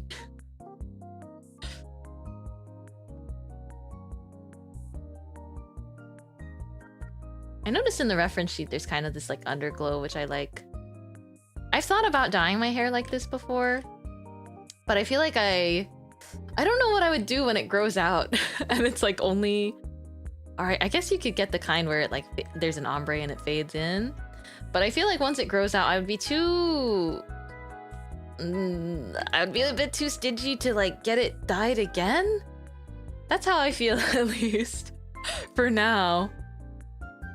That's why I've been scared of dyeing my hair, or like I've never dyed my hair before. I just keep it black because the moment I dye my hair, then there's a commitment to upkeeping the roots if I actually want to dye it a certain color. Although there was, I had a phase. I had a phase where I really wanted to dye my hair pink. Not entirely pink, but just like have black hair, like my natural black hair, and then have it ombre to pink. I had a serious phase where I really wanted to do that. And I almost did get to have my pink hair phase, but every place I went to to try and get my hair dyed like that light pink, because I think at the time I was having my pink hair phase, it just wasn't as popular to like, at least where I was going in Asia, I suppose. I was in Asia and my aunt was bringing me to like these different salons to ask them if it was possible. And I would show them the reference picture for what I wanted and they'd be like, oh, yeah, I don't think we can do that. And I was so sad because I was like, my pink hair. But I was also really young, but I wanted half pink hair. The roots are the best parts when the dyed hair grows out. Like pudding hair? I like pudding hair. I think pudding hair can be really cute. Although, I feel like, while I totally agree that the roots are really cute, I feel like it only looks really cute if, I guess, if I planned for the roots to like start growing out. Because if you get your hair dyed like one solid color and then it grows out, you don't necessarily know, like your hair grows at kind of uneven paces sometimes, and so you're not exactly sure what it will like look like sometimes. I like pudding hair though, so if you intentionally dye it to like have a gradient, I think that looks really nice. But I don't know if I trust my hair to grow out evenly. You know how people say if you go bald, or if you like want to shave your head, you'll realize what your head shape actually like looks like. And while I think baldness is very cool, Or people can look super cool with their bald hairstyles. Bald hairstyles? Bald look. Sometimes I lay in bed and I feel like my skull, and I'm like, I don't know if I could pull it off, guys. I've been a side sleeper my whole life. So because I have been a side sleeper, the back of my head is like rounded, except when I got my ears pierced, I had to be a back sleeper. And then since I got my ears pierced, I stayed as a back sleeper. And so sometimes I poke around and I'm like, I feel like my skull shape is different, which is like, who gaff? I do not, but you know, when streamers were discovering that they had headphone dents, like I feel like that will be me. Except for when I someday, somehow, for whatever reason, decide to go bald and look really cool. Or like get a buzz cut, I will realize what my head shape actually looks like. And then I'll be like,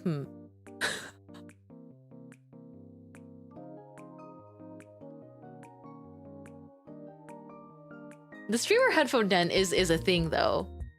I don't know if I've caught one. You'll be like Agent 47? Wait. From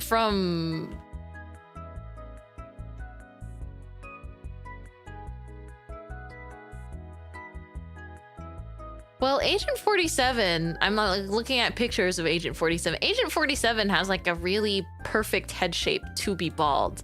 Like, I don't think I've got that. I don't think I can confidently say that I have such a nice base for a bald head shape.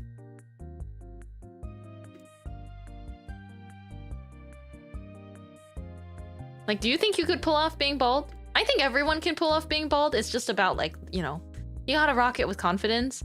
But do you think you would be surprised? I suppose. I've been bald. Let's go. My head is definitely bumpy. What a sentence. No, same.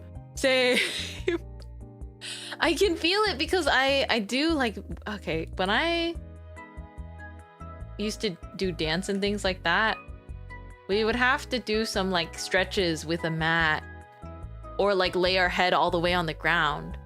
And when I like rocked my head back and forth with my like skull on the ground, I'd be like, huh, there are like parts, there are parts where it's definitely kind of like a bump, and then there's also parts where it's a bit more flat so that like my head lays back really nicely on those sections.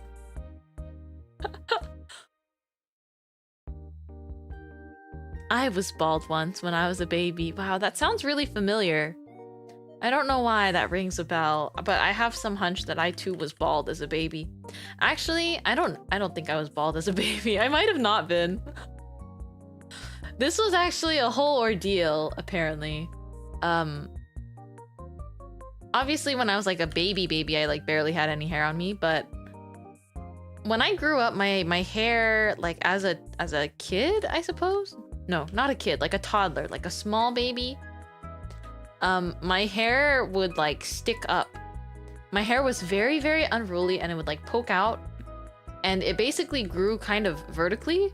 And my mom said she would try and comb it down and then it would like spring back up like one big ahoge basically. And then she gave up and just started like tying my hair in a ponytail, but like just like a ponytail that was like out the top of my head. Came out of the womb bald. Hashtag OG day one. Yeah, you were bald before it was popular. Although I suppose being bald, maybe it was always popular, you know?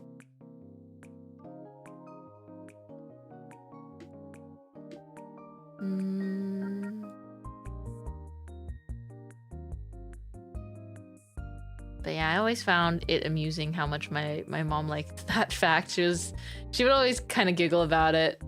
My sister too, actually. She remembered very clearly what my, I guess what my like hair looked like as a baby. Because there's photos too, but it would just like stick out in all kinds of directions.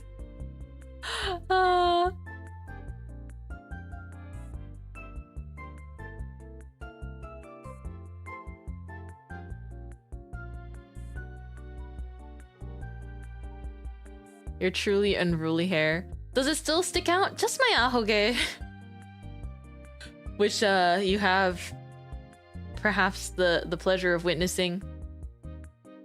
I do get my like this one cowlick that like doesn't comb down very well. So it truly it's unruly, you know.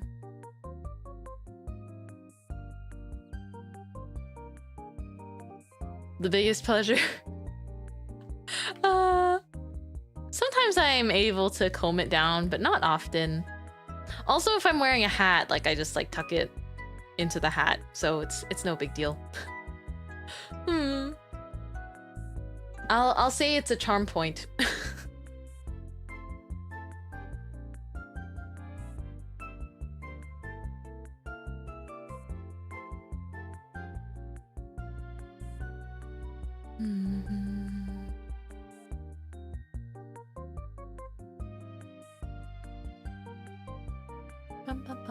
It is awesome. We all got that one stubborn ahoge. I also had a phase where my chair, like my dining room chair, and I had to like talk to my housemates about this. We used to have this dining room, like these dining room chairs that we got for really cheap from someone that was moving. And we got the table and like we got the table and all 4 chairs for a steal, I remember. And then eventually I started to realize like sometimes when I would sit in the chair and then I would get up from the chair, I'd be like, ow, because it would like pinch my hair, I think. Like the joint of the chairs were made of wood, and you know how when you put a chair together, there's kind of the joints where the pieces of wood are meeting. For whatever reason, my hair would get caught in there, and then I would like obviously have to get out of the chair, but my hair was caught in there. And so I didn't realize until later, because some of it like grew out. I had my normal ahoge looked even more unruly and crazy because I was like ripping out, like every time I stood up from my dining room chair, my really long hair, it caught and I like ripped out like one strand of hair at a time. But because there was only one strand of hair at a time, I like hadn't particularly paid any mind or attention to it. But then when it started growing out again, I had these like little hairs, these tiny antennae that were like floating and just like sticking up straight on my head. And even if I brushed my hair, it would sproing back and they'd just be like these like little, it was only like one, like maybe like 5 different tiny individual strands of hair that just stuck straight up because they were like broken pieces of hair or just ones that suffered by that chair. Oh dear, oh dear. It's alive, just like an anime. Oh yeah. A personality of its own, if you will. It's quite funny when I think about it now, but at that time, it was frustrating to comb my hair and then just have like 5 antennae stick upward. Door stopper sound effect? Eh? Maybe.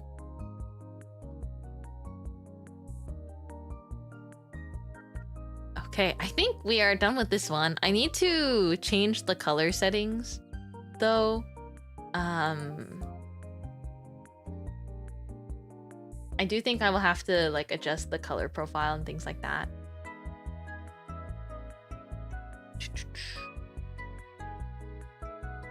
But it looks very cute to me.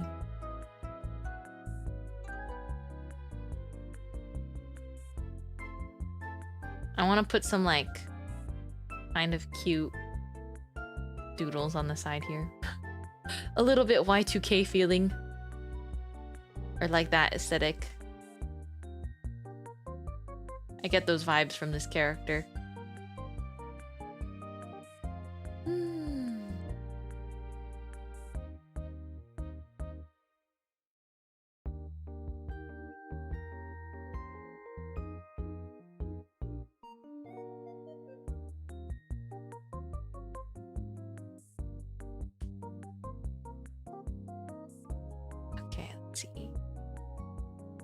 Just something kind of simple like that. I think looks cute.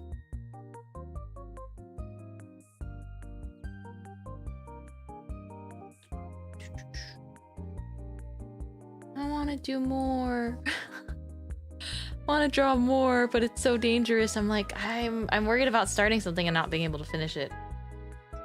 But I suppose that's always okay. It's better to not be afraid of starting. Do a little like soft, kind of soft pink, fuzzy background.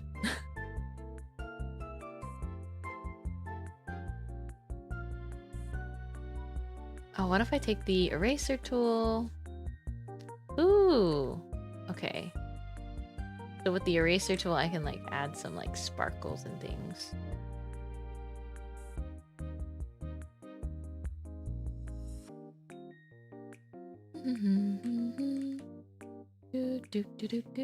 Super subtle, but you can see with the eraser.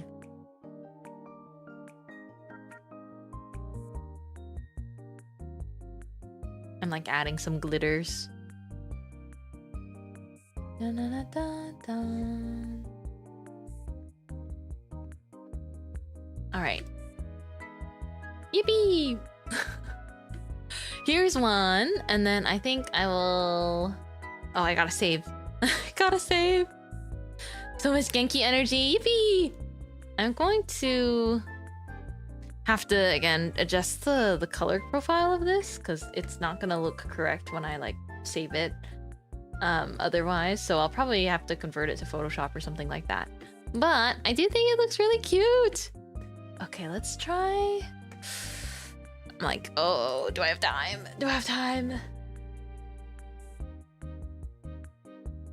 Can I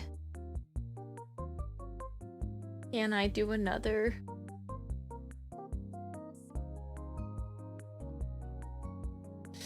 I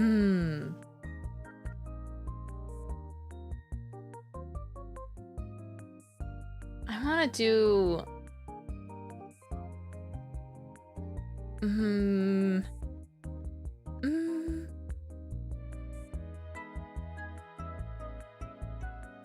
thinking. I'm thinking there are cute designs. There are cute designs, and I'm just not... Oh, there's so many cute ones, and I don't know. I don't know. But I'm also conflicted because whatever I start now, I don't have very much time to finish, but...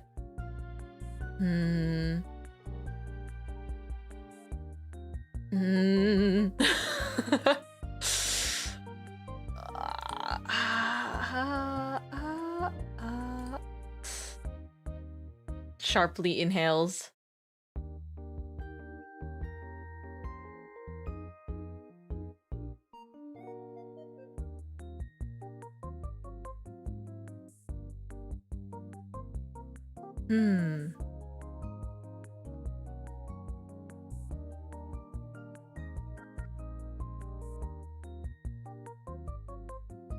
I'm stuck. I'm stuck with this wonderful and beautiful thing called decision paralysis. Because I think it's very much the feeling of wanting to give back to such gorgeous artworks that were given, you know, that were drawn for me, and I know that no one particularly expects anything in return, but even so, the struggle. The struggle of being like, I wish everyone could get a little bit of something. But,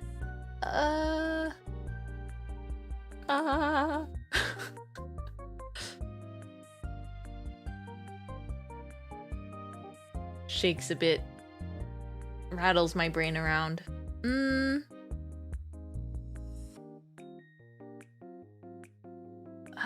What if I do, like, little portraits?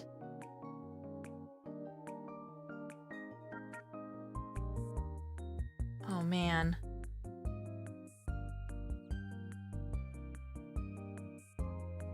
Wait, this character is so cute too.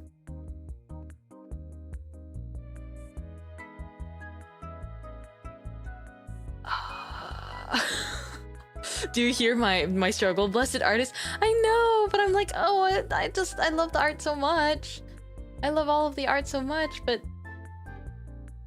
what is one to do? What am I to do?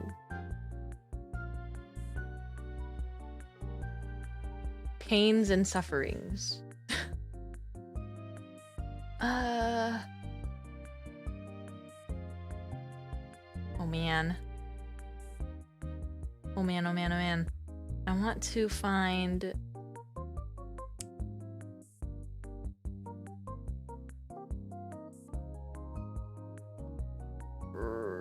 I just need to pick one. I just need to pick one, but how do I decide?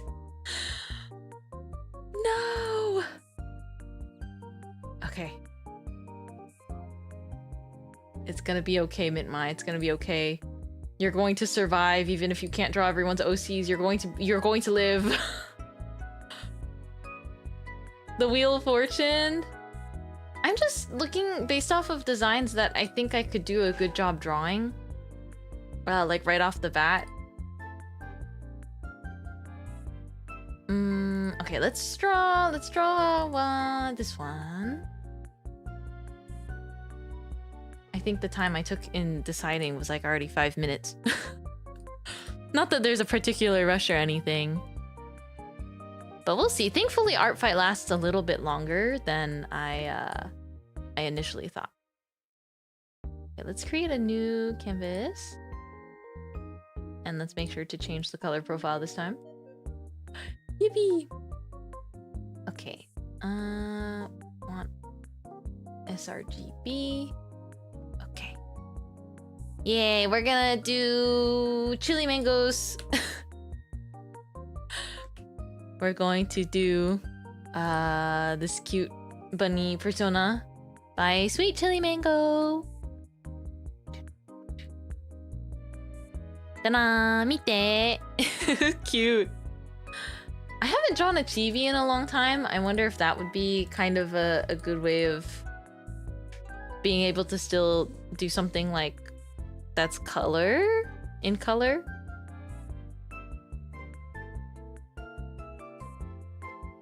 Let's use the textured pen again. I liked the textured pen. But this is a cute and simple OC. I think I can do a good job drawing.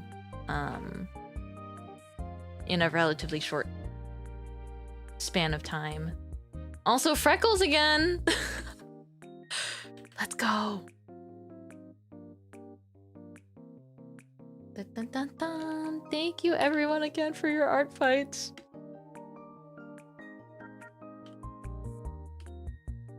I'm glad that there's a little more time in art fight though. 1 hour, wait, 1 hour? Not 1 hour, oh my gosh. One day and 20 hours. Oh, they have the countdown on the homepage of the website. See, I'm not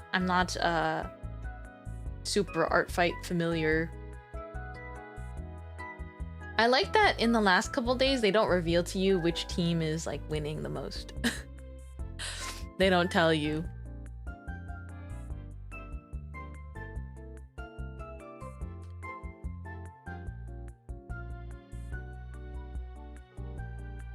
The art fights have been so good. I'm eating so well, all of these cakes. Yippee!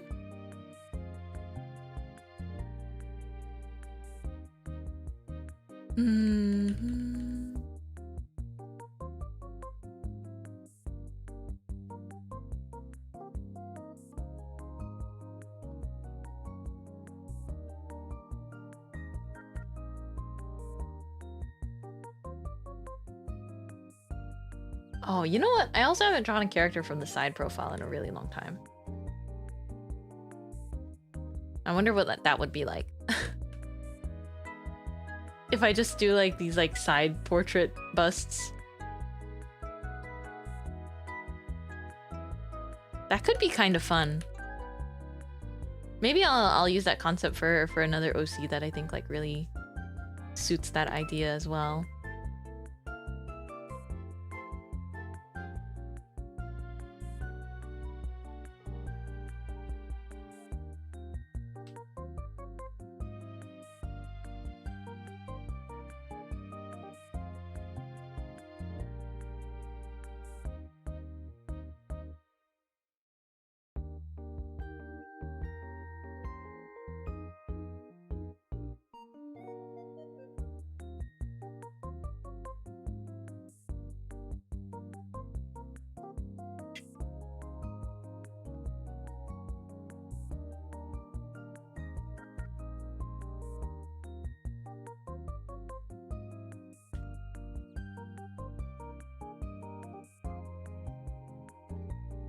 Maybe I'll have to make these bust drawings.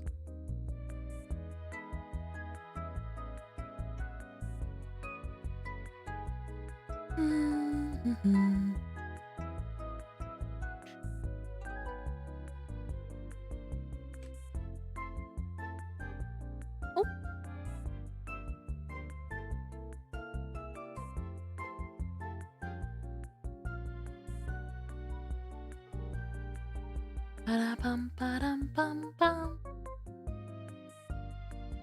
All right. I really almost didn't join Art Fight this year though, because I knew I wasn't going to be able to do very much. But I did more than I thought I would be able to, so I'm not too unhappy about that. I was really just blown away by all the artwork I did see on Art Fight though. Makes me want to do it again next year for sure.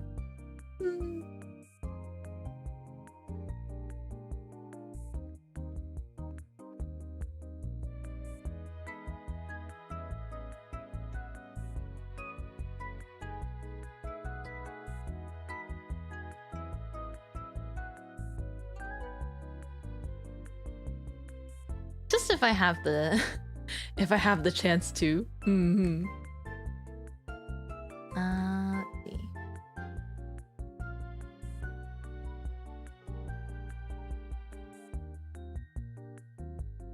I like the... It's a bunny with a wolf cut. Isn't that kind of fun? Just purely by the name of the haircut. There's something sort of fun about that. The contrast. I can feel that I've definitely gotten more comfortable with Clip Studio Paint compared to before and like my screenless tablet. But it's always an adventure.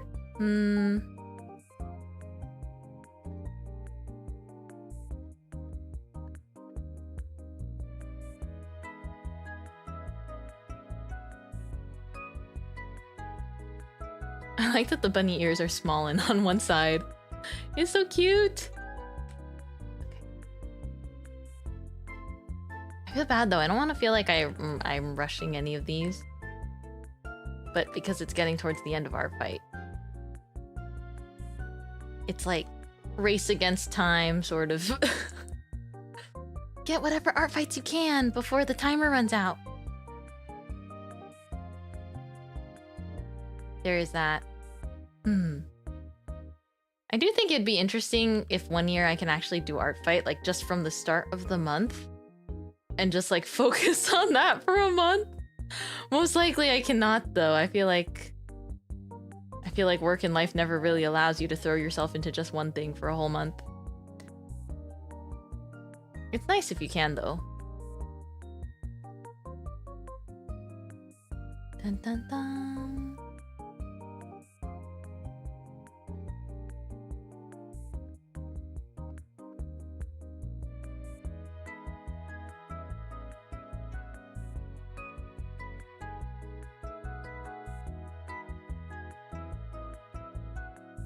Do do do do.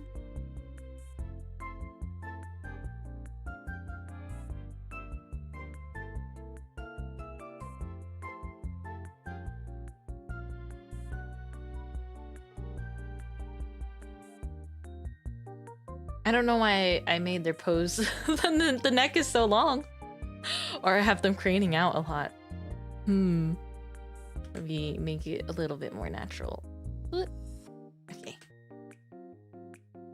I do think I like this pen quite a lot.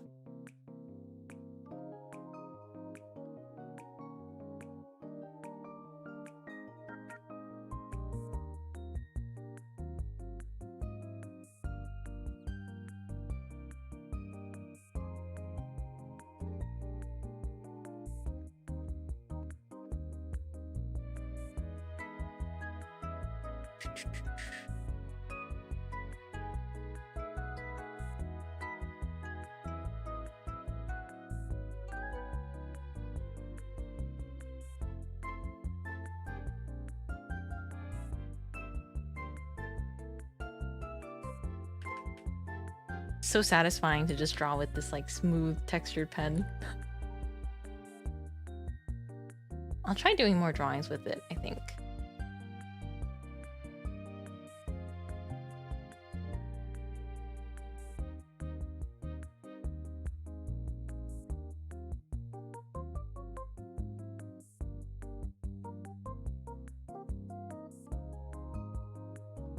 I think this one I'm gonna just cut off at the bust. Probably the rest of my art fights, if I can do one more after this, will just be more of like a portrait.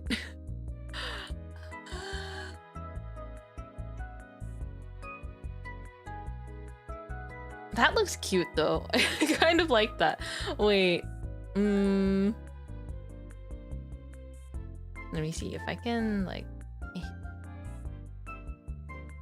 If I zoom... Oh, it doesn't lose that much resolution actually. I'm used to like, once I kind of resize artwork, I'm used to it getting like all crunchy. But it doesn't really do that. Hello! Cute drawing, thank you! I feel like I've been drawing so much this month. Because of Art Fight 2. I was like, yeah, this is awesome. More characters to draw, but it's just like, it winds up being so much like, so much drawing, which is a good challenge for my stamina, I honestly think.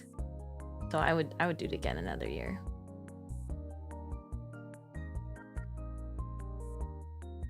Ooh, I kind of want it to be like...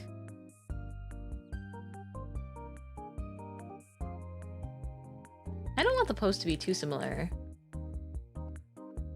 to their reference sheet one. Art Fight is generally so much fun, a little stressful, but totally worth it. I only think I feel it's like as stressful as you make it, right? But I feel a little bit... It's more like I wasn't expecting to get so many attacks either. I'm, you know, I wasn't really expecting people to either have time or like want to when I joined like halfway through. But there's so many, and then I was like, oh my gosh. How am I going to... How am I going to revenge these? And I know very little people, you know, really do all revenges. It's just about drawing like some characters that you like and just like mega art trade, right? But even then, I can't help but feel a bit guilty to like enjoy really cute artwork from so many people and then not really be able to get back to everyone, you know? That sort of thing. It's like, it's my own emotion of being like wanting to return the sentiment at the very least, right? But, you know, I know that I'm only, you know, one person as well with one set of... I'm only one person with one set of hands. And only one of those... Well, only one hand out of my set of hands can draw. So I kind of try and give myself grace in that way where I'm like, you know, I'm sure that people also aren't holding on to a deep expectation of like, Mintmai must also draw mine in return because I drew hers. Like, people don't really think that way. It's just more so my personal, like, oh, I wish I could give everyone the exact same amount of like quality in return. Because there's just, you know, there is god tier artwork in the Mintmai art fight page. You should, if you haven't looked, you should see the kind of art fight attacks I've received. It's crazy. But I think at the very least, I want all of my genuine appreciation to get across. I I'm so glad that you like my outfit and everything. Thank you for drawing me. Oh my gosh.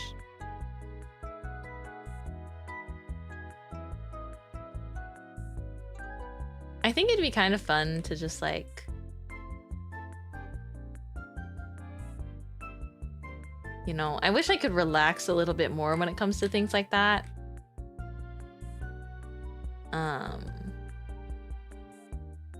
But I can't help it.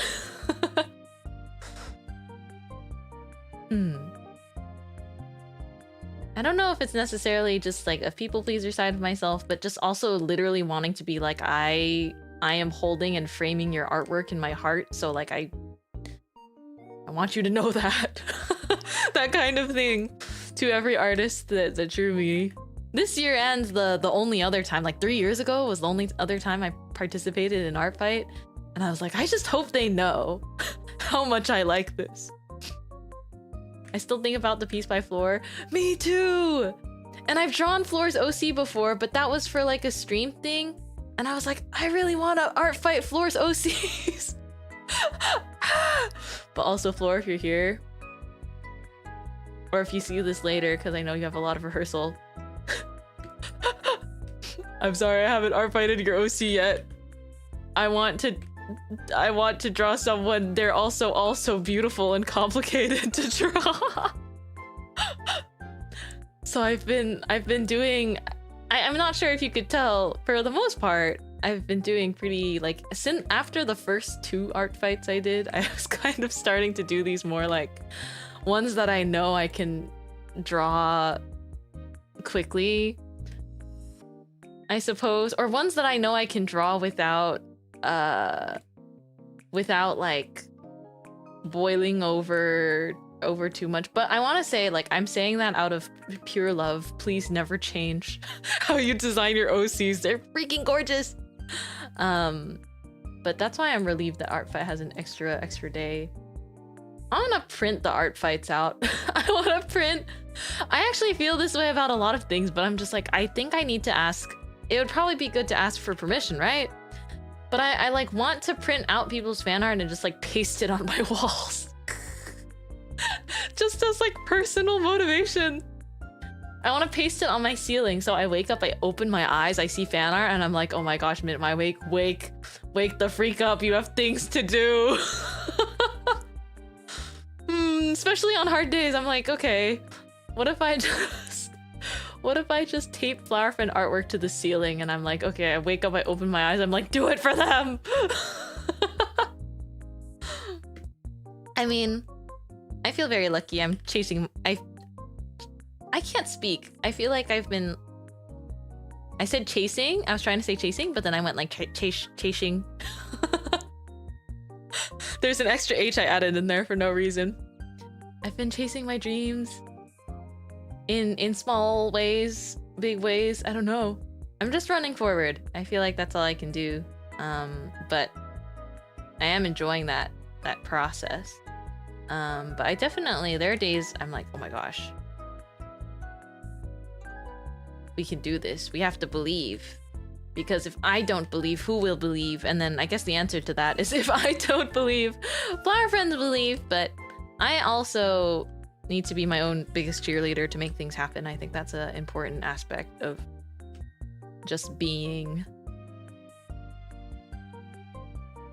I believe. Thank you. I know you do, and I hold that very close to my heart because it means a lot.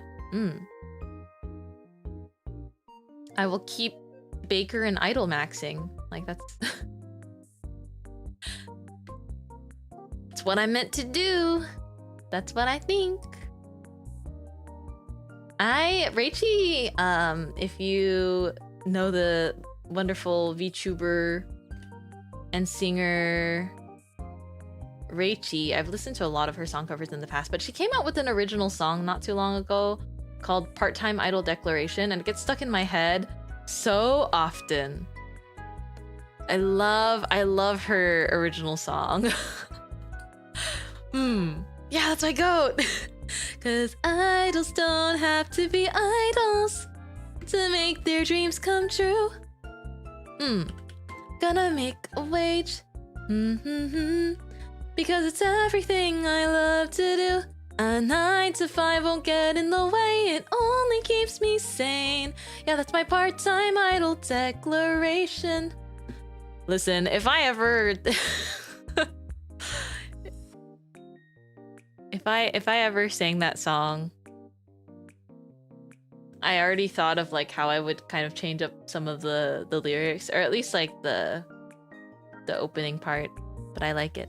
Hey everyone, your favorite Junie idol Richie is here. It's been what, a dozen-ish years since the beginning of my internet career. This crazy world keeps turning, and you've been pretty busy too. Every day we work for pay, just making it through. But can I have a little moment with you? It's such a good song. Oh, it makes me so happy. The music video too. I know adulting ain't as fun as it seemed. Spending time between all the spreadsheets, creeping into every dream. Being an idol is a crazy fantasy, but I'll do it anyway if you're cheering for me. 'Cause idols don't have to be idols to make their dreams come true. I'm gonna make a wage and take the stage because it's everything I love to do. So good. A 9 to 5 won't get in the way. It only keeps me sane. That part is a little bit high for my non-warmed up voice. Yeah, that's my part-time idol declaration. Woo!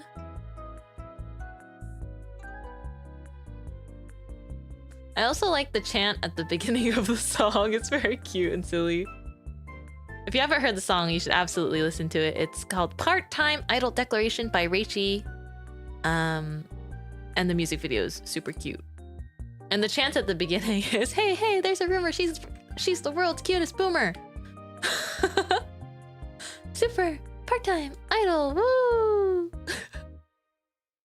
So good.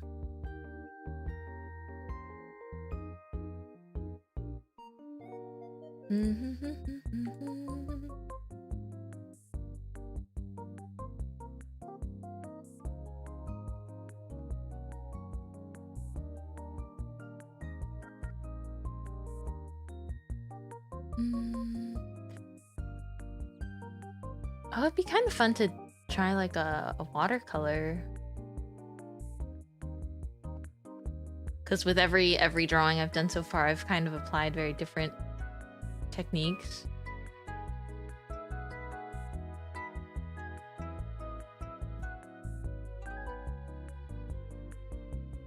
What do we think of doing this for like the hair?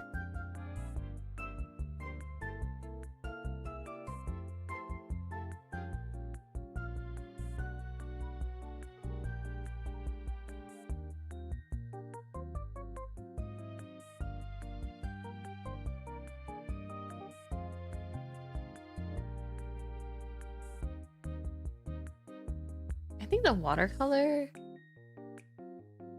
it really does have the effect of like soaking into the paper, which is both really cool, but also, depending on what you're going for, hard to control.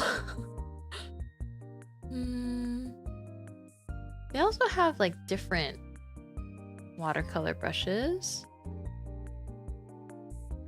Thank you so much for the redirect. Welcome in. I'm drawing some art fights right now. If you don't know what art fight is, it is like a annual July event where people basically go into a wild art trading frenzy and you just draw each other's OCs. And so I'm trying to draw some OCs of artists that had drawn me for art fight. But welcome in, feel free to hang out. We chat about pretty much everything.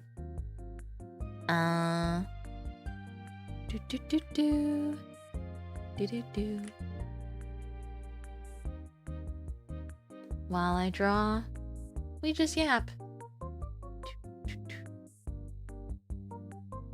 Oh man, I was listening to the Spy Family OST earlier today too. I haven't even caught up on Spy Family. I'm like, I feel like I'm quite behind on the story. I think there's 3 seasons, right? I haven't watched the 3rd season in its entirety, but I did start it. So I'm a little bit behind, but I was listening to the OST from the 1st season. I feel like the 1st season of Spy Family, I really loved it. The music.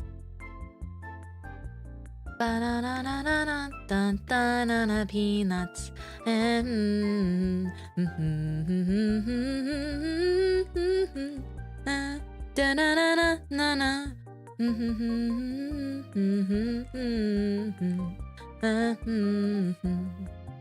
I really like that song. Mixed nuts. And I also really like Gen Hoshino's comedy.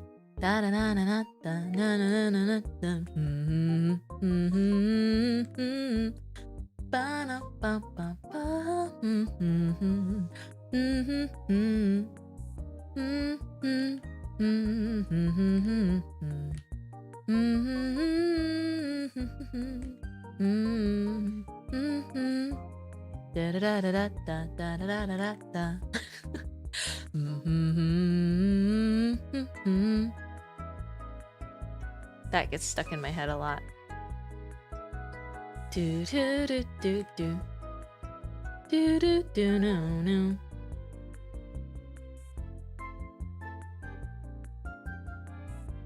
I don't know if I should make it so blended when the original kind of doesn't have it as blended. Is there a rake brush within Clip Studio? I was not sure if there was.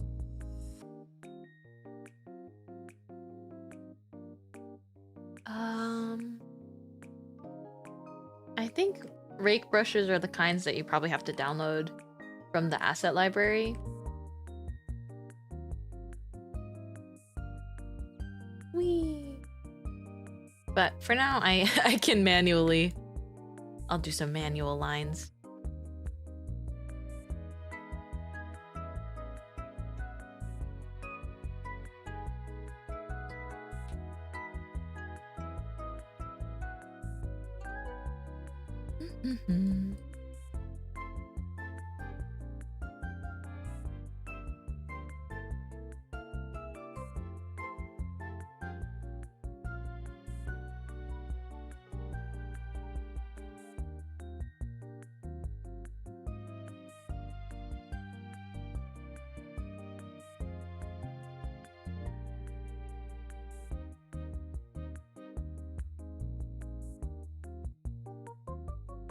Oh, is this layer empty? Oh, okay. This layer is empty. Sometimes I do this. I have this terrible habit occasionally where I open a new layer and I'm like, awesome, getting ready to draw on this layer. And then I do something else and I come back to it and I don't remember that I already made a layer. So then my file ends up with like random empty layers. Ah, it's okay. I think that would be saved if only I named them. But when I'm doing a little bit...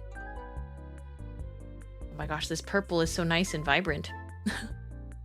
When I'm doing something with a slightly faster pace, I'm not naming the layers. It's more fun to just like keep running ahead and focusing on the drawing. Sometimes, that is, not always.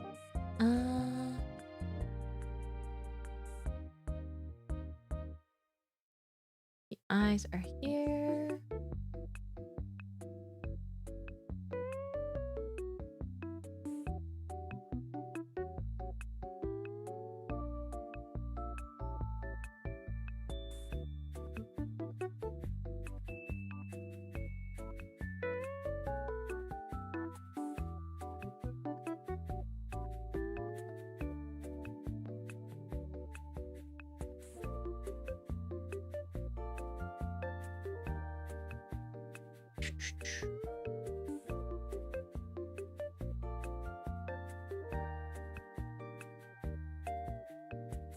Add blush.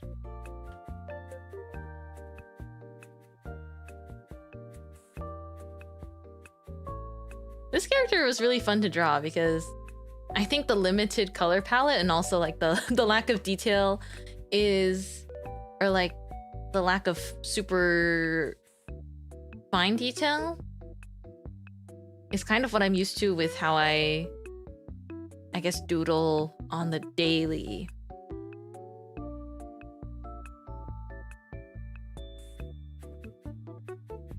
I feel like even when I draw myself a lot of the time, I put myself in super simple outfits. Like not even the things that I wear on stream necessarily. Because it's just really fast and fun to draw.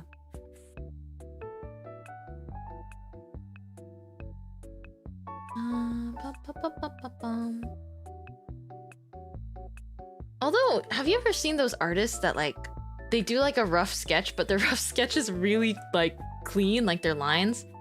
I aspire to try that someday, but I don't know if I would actually... I don't know how much I would enjoy.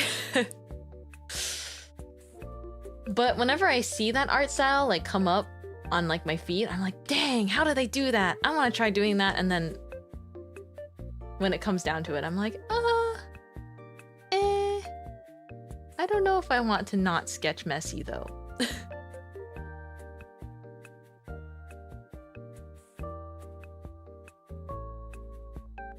I think it's just like the more you train yourself, you know, like you should, if you want to draw like that, I guess my advice is like not to use line stabilizers. I think it's very easy to be pretty used to using all like the line stabilization tools in digital, but like if you draw on paper a lot and if you draw without any line smoothing, that's the best way to like at least build the skills to work toward that. I, on the other hand, I don't use line stabilizers either. Or at least I don't think I do. I haven't. Most of the time I just keep it like so very low because I like the feeling of drawing like the line going exactly where I'm drawing it. But I do draw on paper. Like, I continue to draw on paper as, like, part of my personal, I guess, art practice.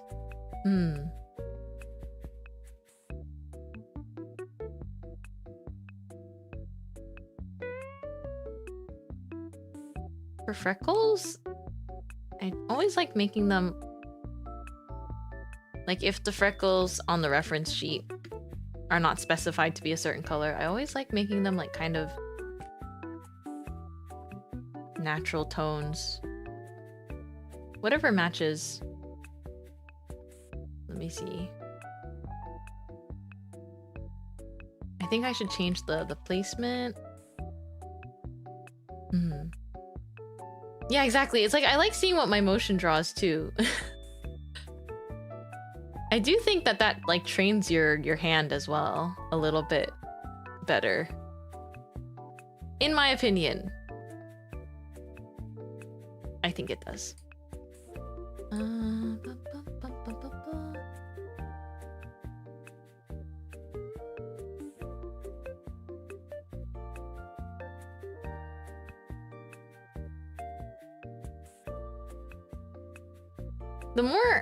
The thing is, the more I draw like with Clip Studio, the more I'm like, I can feel my art style kind of coming back to me. The first few times I ever drew in Clip Studio Paint, it felt like I lost my art style temporarily. Not because of the tool necessarily, but because of the screenless tablet plus a completely new UI. I was really thrown for a loop and I started feeling like kind of weird. I was like, wow, I don't think this is what my art looks like, but it's coming out looking like this. Which is quite funny. Like, that's interesting how that works out.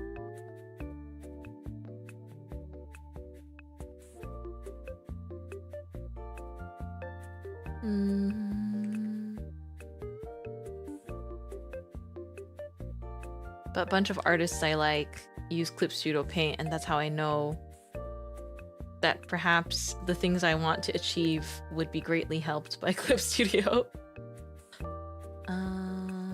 Where is... I think the hair shading is here. I'm gonna add another extra layer.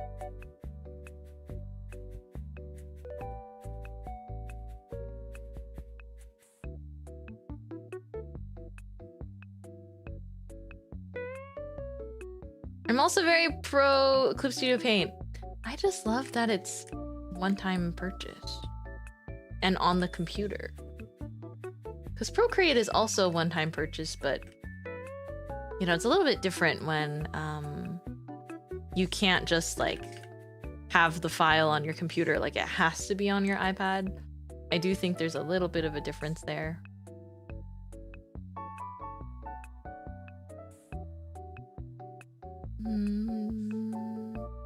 I haven't figured out how to use like 3D models in Clip Studio Paint yet, but I want to try. I think people like practice with 3D models of characters for more dynamic posing and like composition building. I feel like that's... I've never used that technique, but it seems really helpful for like more complex character art. So I would be intrigued and interested in trying.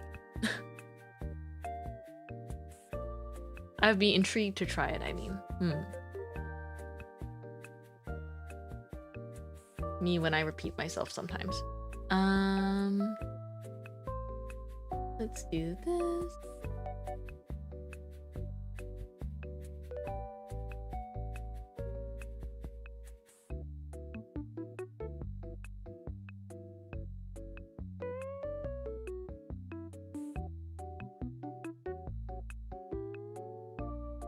It could be fun to sort of do a challenge, like an art challenge for Art Fight 1 year, where you have either like limited brush tools or limited time to do each one, as just a challenge to be like practicing the pacing of the drawing. But yeah, I'm still having trouble getting the models to pose the way I want, but it looks super helpful once you've mastered it, I'm sure. Yeah, I've never tried that. I mean, a long time ago when I was when I had to like learn and kind of dabble in like 3D modeling, it was pretty common to like 3D model something just with cubes. Even if it was a character, just to like 3D model the shape with cubes and then use that as like a perspective reference if you wanted to. But I always preferred like free form drawing personally. Like drawing sort of like, it's fine to draw from your brain and things like that. But like using references, you know, reference materials and like new techniques and just trying different things is what pushes you as an artist. But I still stand on the side of like, whatever makes drawing more fun to you is the more important method. Unless you're trying to do something really, really specific, like with your art, whatever makes drawing more enjoyable is the right way for you. That's how it goes. So long as you're drawing with your own, right? You're like your own skill and things like that. You're not like tracing other artists' works and things like that. Don't cut corners in that way, I would say. But other than that, whatever makes your artistic journey the most enjoyable, what keeps you drawing is like so much more important than like, did you get all of your anatomy fundamentals down? Can you draw a cube from every angle? That's something some people, you know, they do that as an exercise, and I do think it can improve your technique. But as far as foundations go, I think you're allowed to think about them like if you know for a fact that you want to like apply them to your artwork. Does that kind of make sense?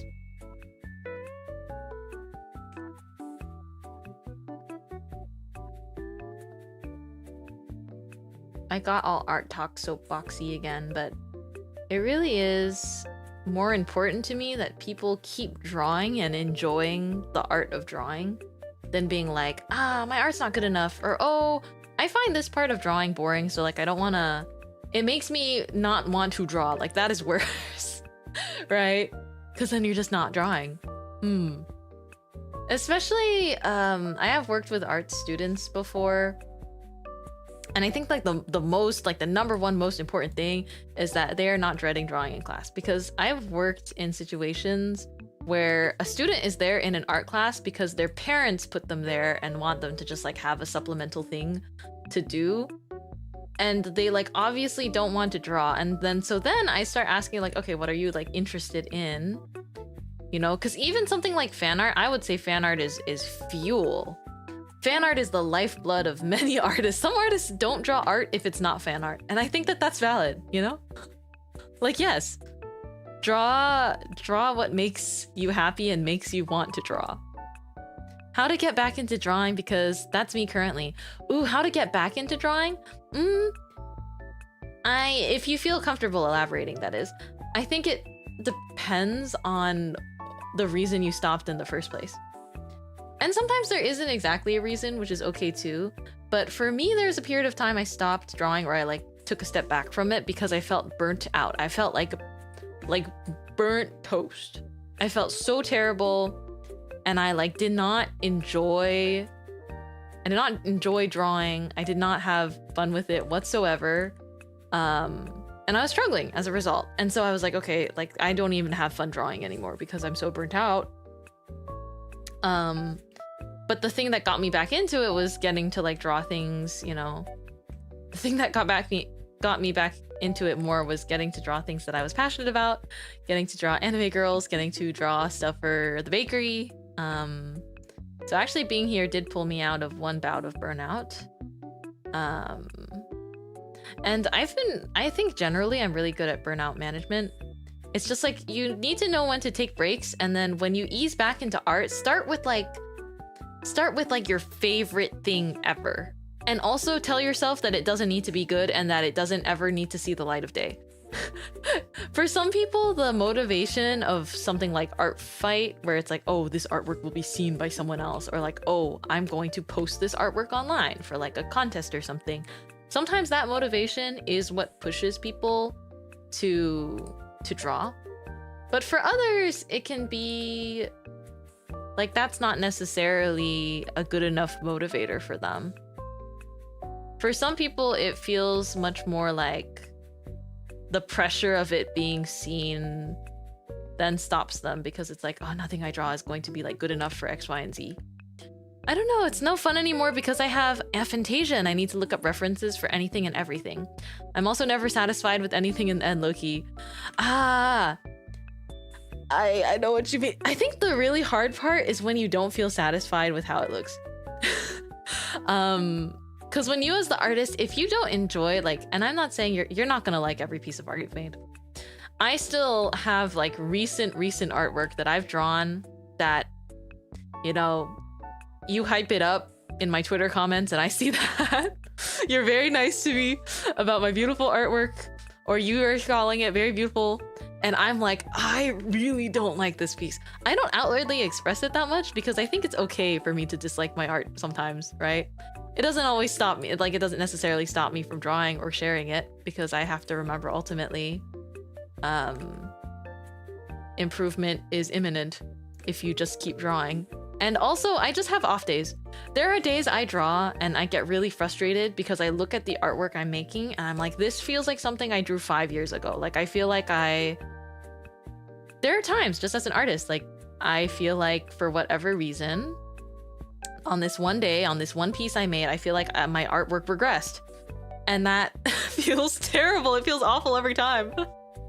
But I think it's more important to not really let that affect me whatsoever and just be like, it's fine, because I'll draw something again next time.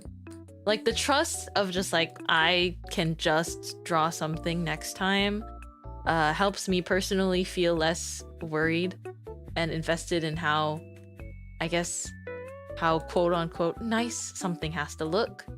I think that helps me personally.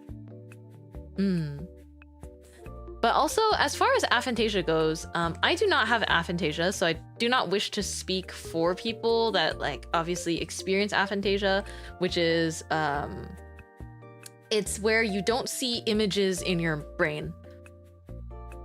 We're drawing another art fight and chit-chatting. So aphantasia is when like you like if you close your eyes, can you see the apple?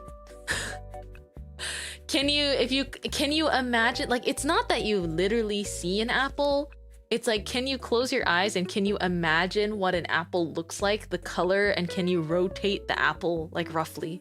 It's not gonna look perfect unless, you know, I think you've got there are perhaps some very unique minds that are able to do that, where they can even rotate said apple like in their hands and things like that.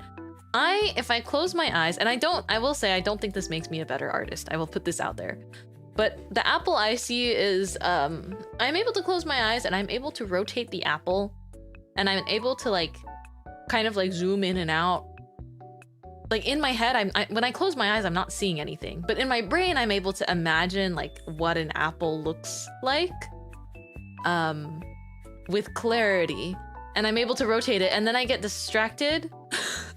Because then the apple starts morbing into like the shape of something else, and then I start thinking about something else entirely. But that's my brain. So I will say I have a friend. I have a friend that has aphantasia, actually more than one friend, and they live with reference. They are like, my reference folder is everything. They're like on Pinterest, they're on Google, and they work professionally as an artist. So I mean, even professional artists, even if you don't have aphantasia, if you're a professional artist, like, you should be living and dying by references.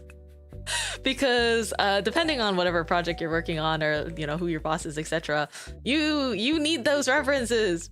You are living and breathing off of those references, and using references for your artwork is what's making it work for the project most of the time. If you don't use references, and you're like working in the industry, or like in any part of the art industry, I guess it's different. I'm thinking more so like the animation industry, where it's like you need to tell a story, and story is like the most important thing in animation related like development and artwork. And so everything, like, we're always told, like, everything has, you know, it has to relate to the character's personality and the story and their background. So like everything is reference. So in that way, you know, everyone kind of has to have the similar thing of like, oh yeah, reference. That's true, that's true. Everyone needs the reference for sure. Wait, so you're telling us you can imprint references in your brain? No. They're not perfect. How do I explain? Let me think of how to explain this well. I cannot just like... So if I imagine a beach, I can imagine a beach. Like, I can see it in my brain, sort of. I'm obviously, if I close my eyes, I see nothing but darkness. But in my brain, I can imagine what a beach looks like very clearly, and I could draw it. And then in my brain, I can basically like decide, I'm like, okay, so I can imagine what a beach looks like if there are now palm trees. I can imagine what a beach looks like if it is now sunset, if it is now nighttime. But the result of that is like, I wasn't born with the ability to do that either. I'm able to do that because I've looked at so many photos of beaches. And I've also been to a lot of beaches. I think a big thing that, you know, about like, just like how we remember things and how we see things in our minds, or not, right? Depending on just who you are. Living more, like doing more real lived experience gives you material, like, because your brain will store the memory. Even if you have aphantasia, for example, and you can't see pictures in your brain, an experience you had can like fuel your memory of emotions or a story, and then you can, basically, it is ingrained in your library as a person, which I think is so cool. Everyone has their own personal and private library, which is your experience, your lived experience. And like that is something that's like why no matter what, like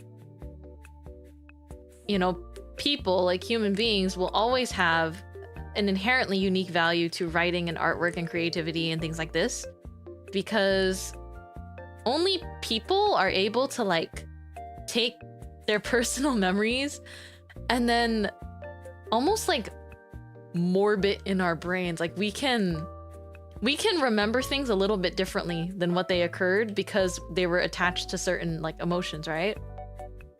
And that is something that is very, very something that only the human mind can do. For sure. I hope that sort of makes sense. I hope I'm not overcomplicating it or anything, but it's true. It's like anything you do in your life, anything you experience. I love fashion, but so I can make up outfits like as I'm drawing them, but a lot of the time I'll still look at reference. Like I need to look at reference first. Like I will look at inspirations, but then I might not necessarily draw with the references right next to it. Because the idea is like, I want to get a vibe, but then I don't want to be copying something that already exists when I'm trying to design like an original outfit. For example, like something I'm going to make so that I can wear it on stream. Like that's something that needs to look different from anything else that exists. So there's that. And then kind of tying it back into like how to enjoy drawing again.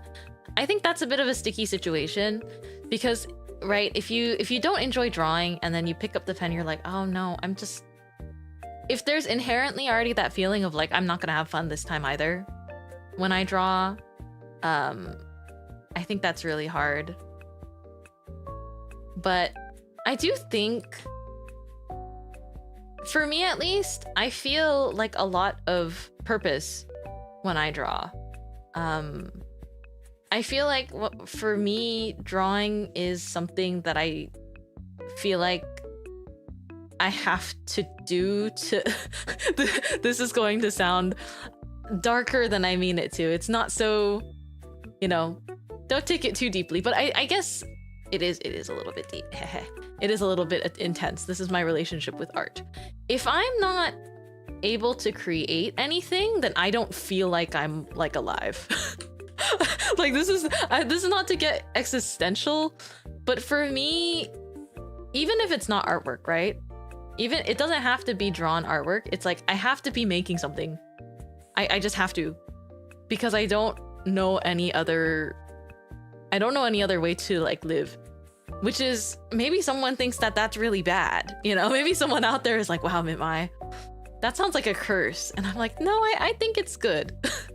I like it. I like how my brain, I guess, has decided that this is the way.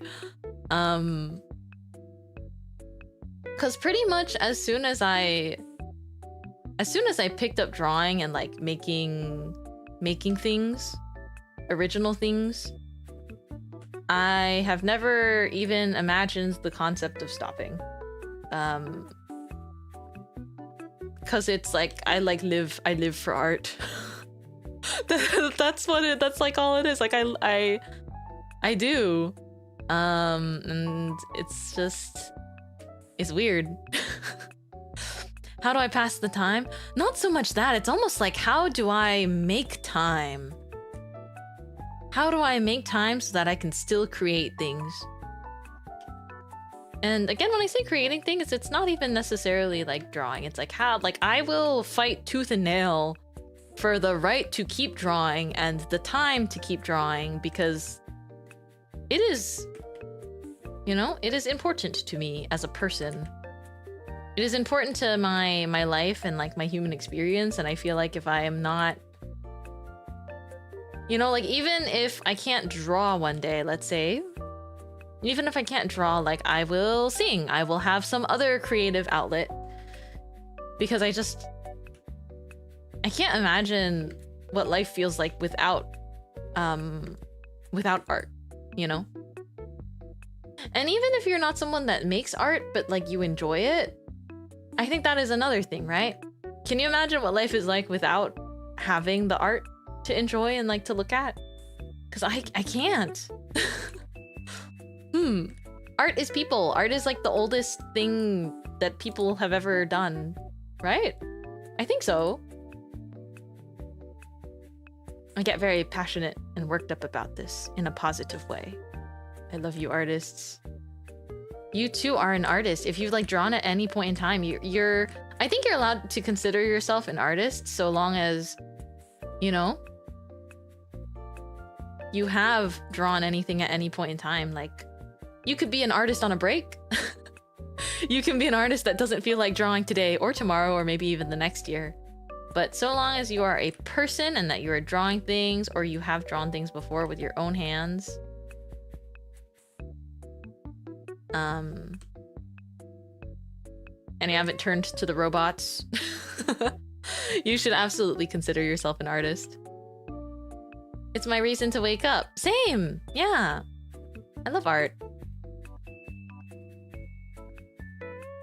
It's like, you know, the really, you know, when we think about the earliest, and this is almost like a history, more of a history moment than anything else. But if you think about the earliest, like, people, the earliest evidence of people, like, the evidence we have of them is technically all art. The tools that you make, right? Tools that are made is a type of art. I refuse to say that like invention and tools and like, you know, people that design like forks, that's art. That's someone making something, right? And it's creative and it doesn't matter exactly whether it serves a purpose or whether it's just for enjoyment. Like, it is art. So I think it's like to me, like, life and art are kind of like one and the same thing.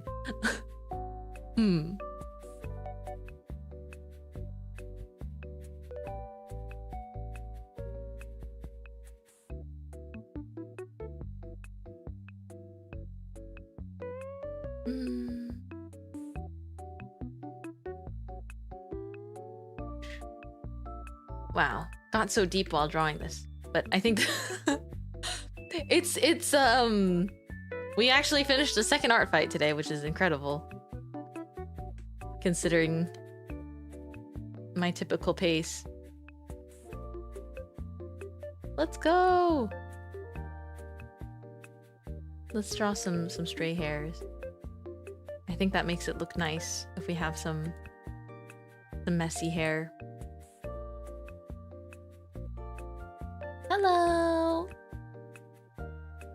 But yeah, that's my soapbox art talk.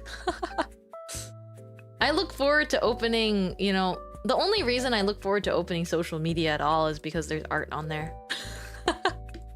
There's art and there is you to talk to. Other than that, there's absolutely no reason I would have a Twitter account. I did not like have a Twitter account that I used at all before VTubing.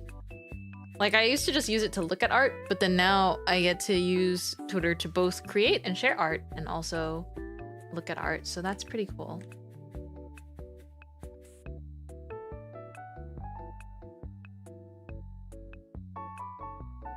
Yippee! Thank you for the art soapbox talk.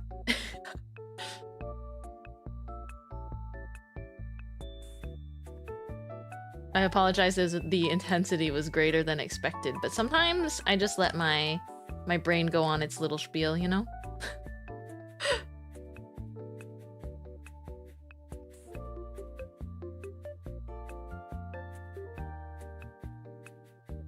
Art is life, and also a reason to live.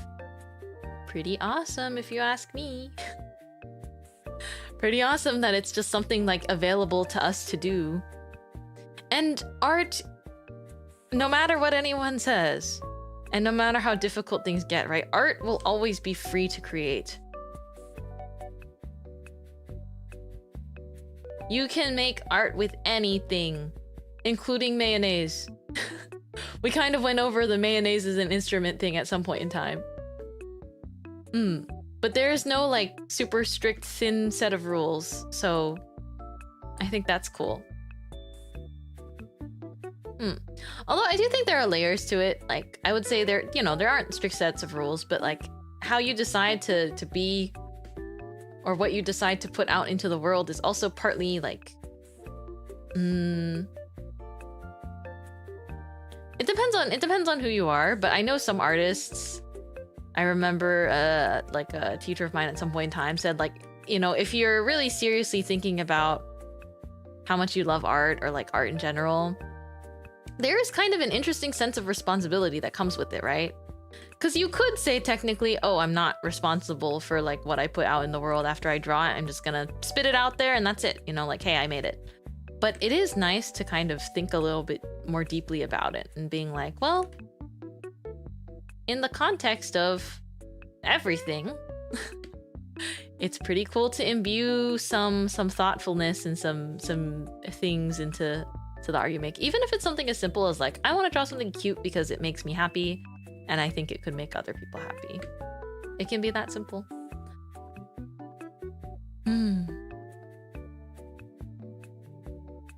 Mintmai deep art talk hours. Yes, that's where we're at. Still thinking about that man that made art with Excel. I think there's a couple people that did that, but I do remember someone that was particularly... I'm also like, let me reshape these eyes really quickly to be more like their OCs. I feel like I had it a little bit off.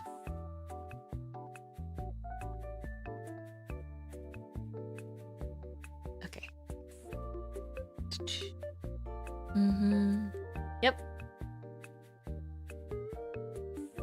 You don't need to pay to make art ever. It's like the least paywalled thing.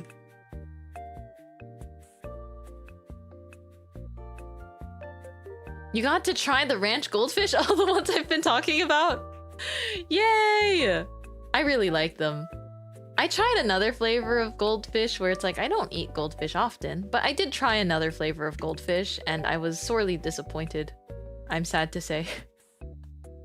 I was disappointed because the ranch goldfish were just so good that anything I tried afterwards just felt like lackluster in comparison, and then I would just reach back for my already opened, but like I clipped, you know, I put like a little chip clip on it. I'd reach back for the ranch goldfish after eating another flavor because the skill difference was just that great.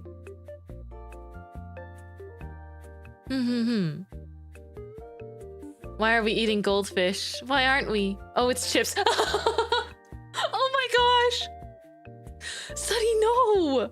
No, did you think I was recommending, like, what were you thinking? Did you think Mintmai was eating pet goldfish? Like, just, you know, willy-nilly on a Friday afternoon, flavored like ranch? Girl, I'm not American. Wait, are goldfish not available places outside of America? This might be a culture shock moment for me. I do apologize, I am American.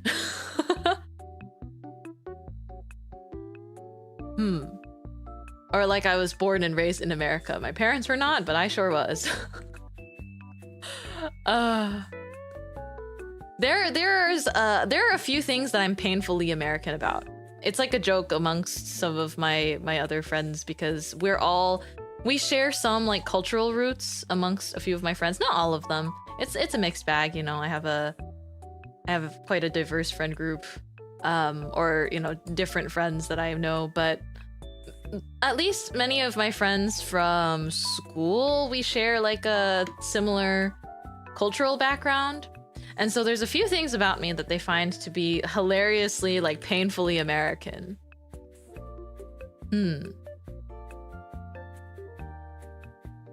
Cartoonish cat. Yeah, we're being cartoonish cats with the goldfish.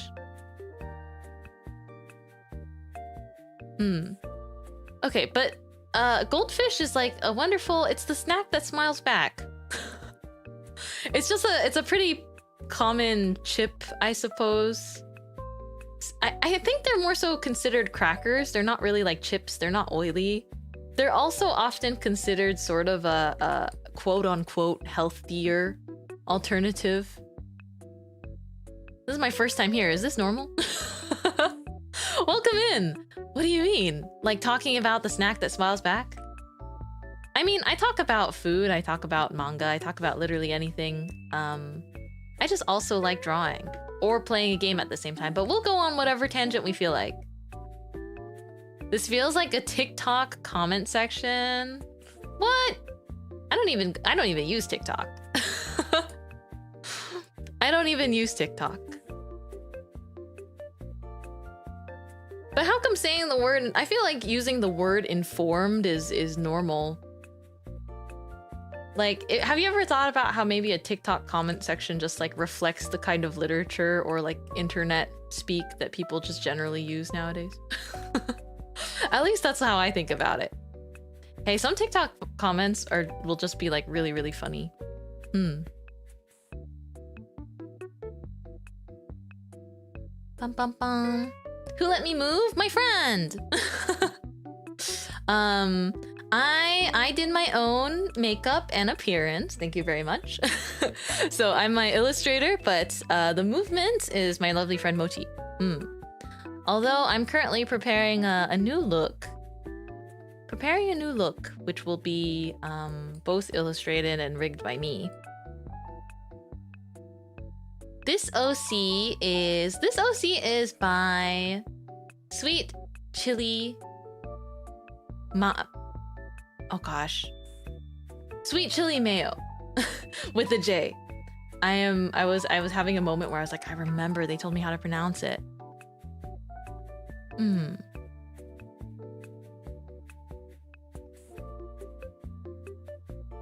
Rig too? Yeah, I'm doing my own illustration in rig because the thing is when I got my current appearance, I eventually decided, mostly because when you have like, when you have a look like this, if I want new outfits and things, right? I would kind of like to be able to just do them on my own schedule instead of having to like trouble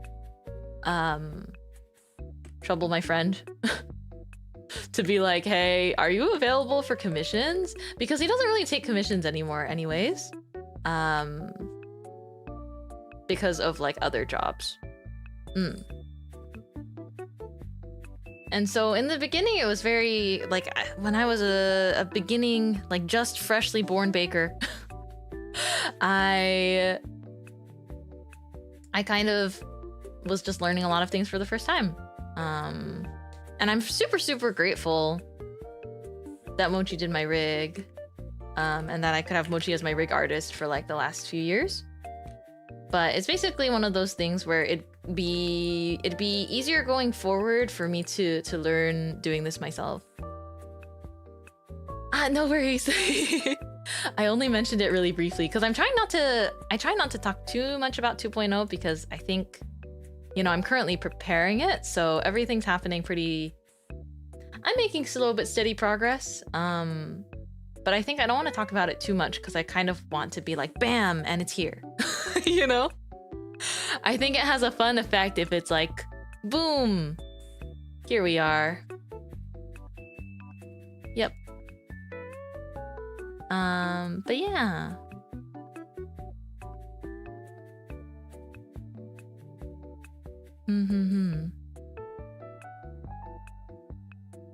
Also, hold on, let me...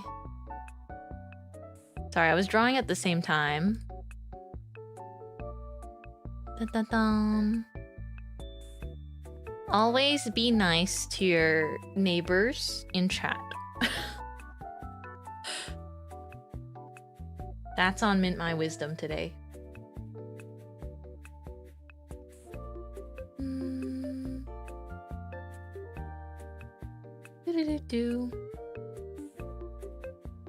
Amen. Sorry, Sunny.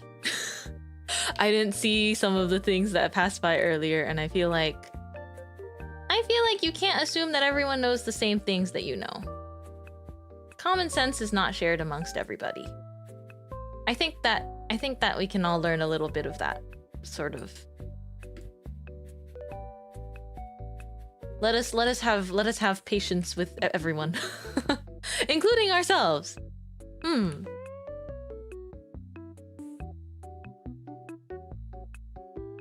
Yippee. But I will say, if you ever get the chance to try goldfish, The ranch flavor. Please try the ranch flavor. It's the best one. Although, if you've never had goldfish before, the original flavor is like, you should definitely try it. Yeah. I think I've just been learning, you know, or how would I say? I'm a baker with a lot of patience, but I also know very well that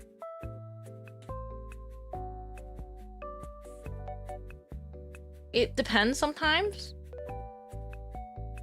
But I can clock I think I can clock a bit of a vibe that I think is a little bit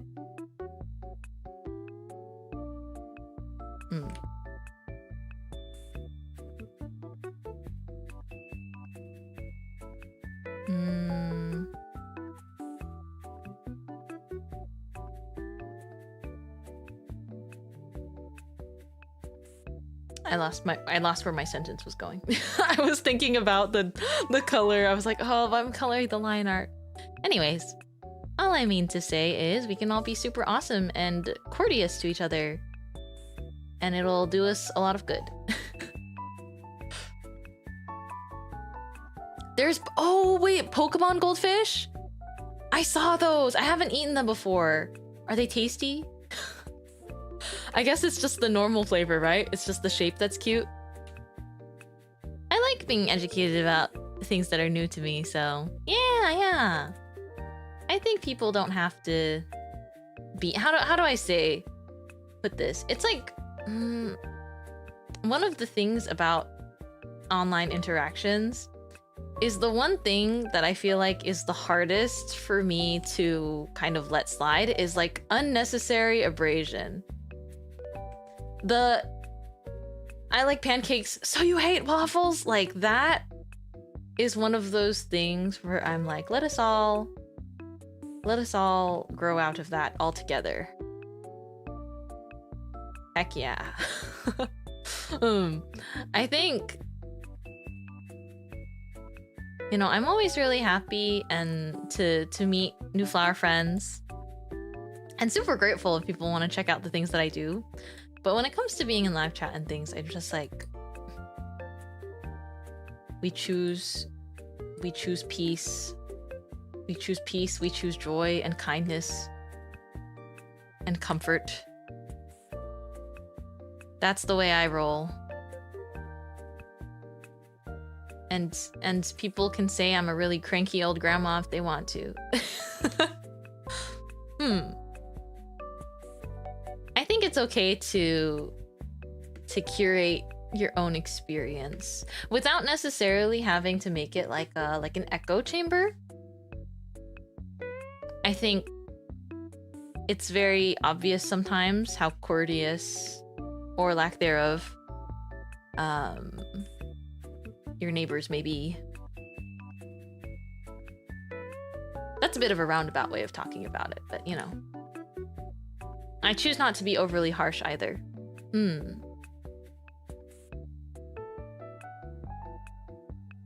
Right? Yeah, exactly. Exactly. It's just not necessary.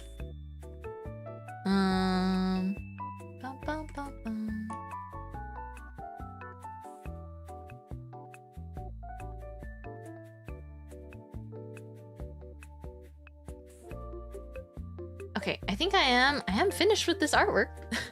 I just kept adding some like rendering and shadows. But this is cute to me. I think this is looking cute, and I think do I want to add any color in the background? Maybe like a very soft airbrush.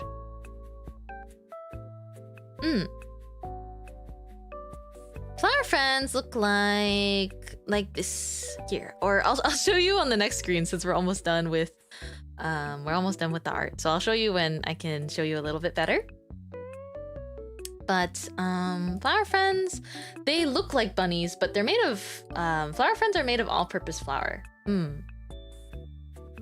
The flower friend mascot is Fluffy, and they're made of all-purpose flour because it's like if a flower friend wishes to become bread, I suppose you could be any kind of cake, pastry, or bread you want to be.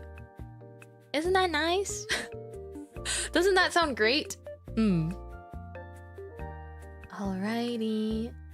Let me see. I want to get a good look at the reference sheet again.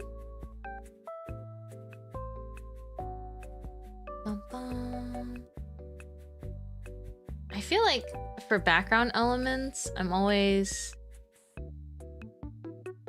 unsure how much or how little I may wanna do, but I think it's like it's okay to do some like small doodles.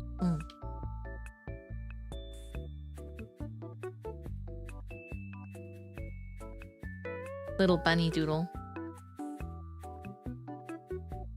Yippee! That's lovely. Yup, yippee! You want to be a tortilla flying in the wind? Then you can be. That's the thing. There's no restriction.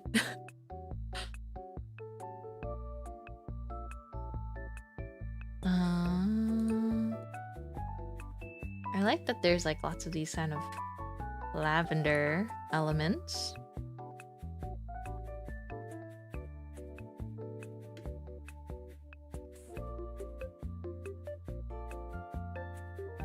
I feel like even just the slightest bit of like a doodle looks really cute.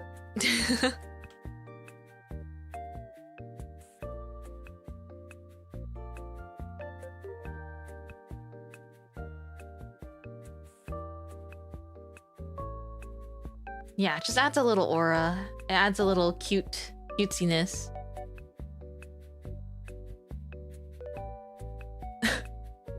I'd be a mochi egg tart. Oh, you do love mochi egg tarts. Cute. So cute. Okay. Oh my gosh. We did it. Another art fight. Woo. All right. Stretch. Man, I don't know if this is going to be the last one for this art fight season. I can't promise anything.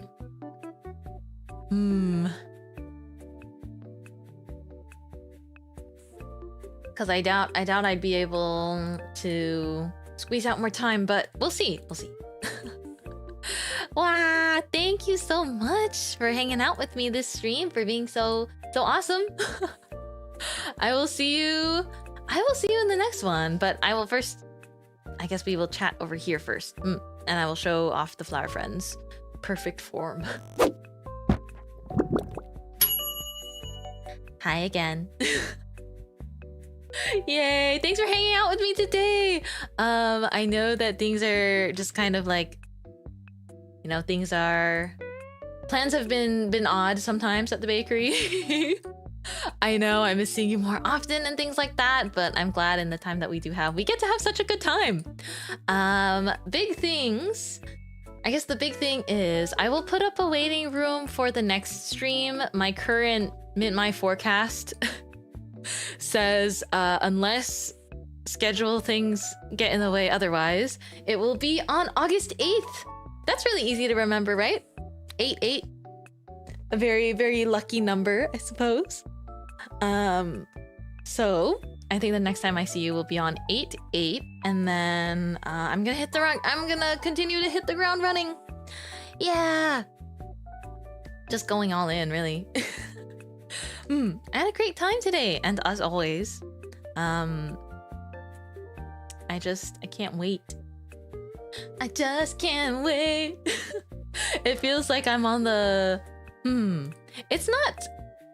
I feel like it's a great thing, and it's not something to feel too, I guess, hung up on about, or it's not something that I feel needs to be like too super emphasized, but I do kind of think about it and I'm like, I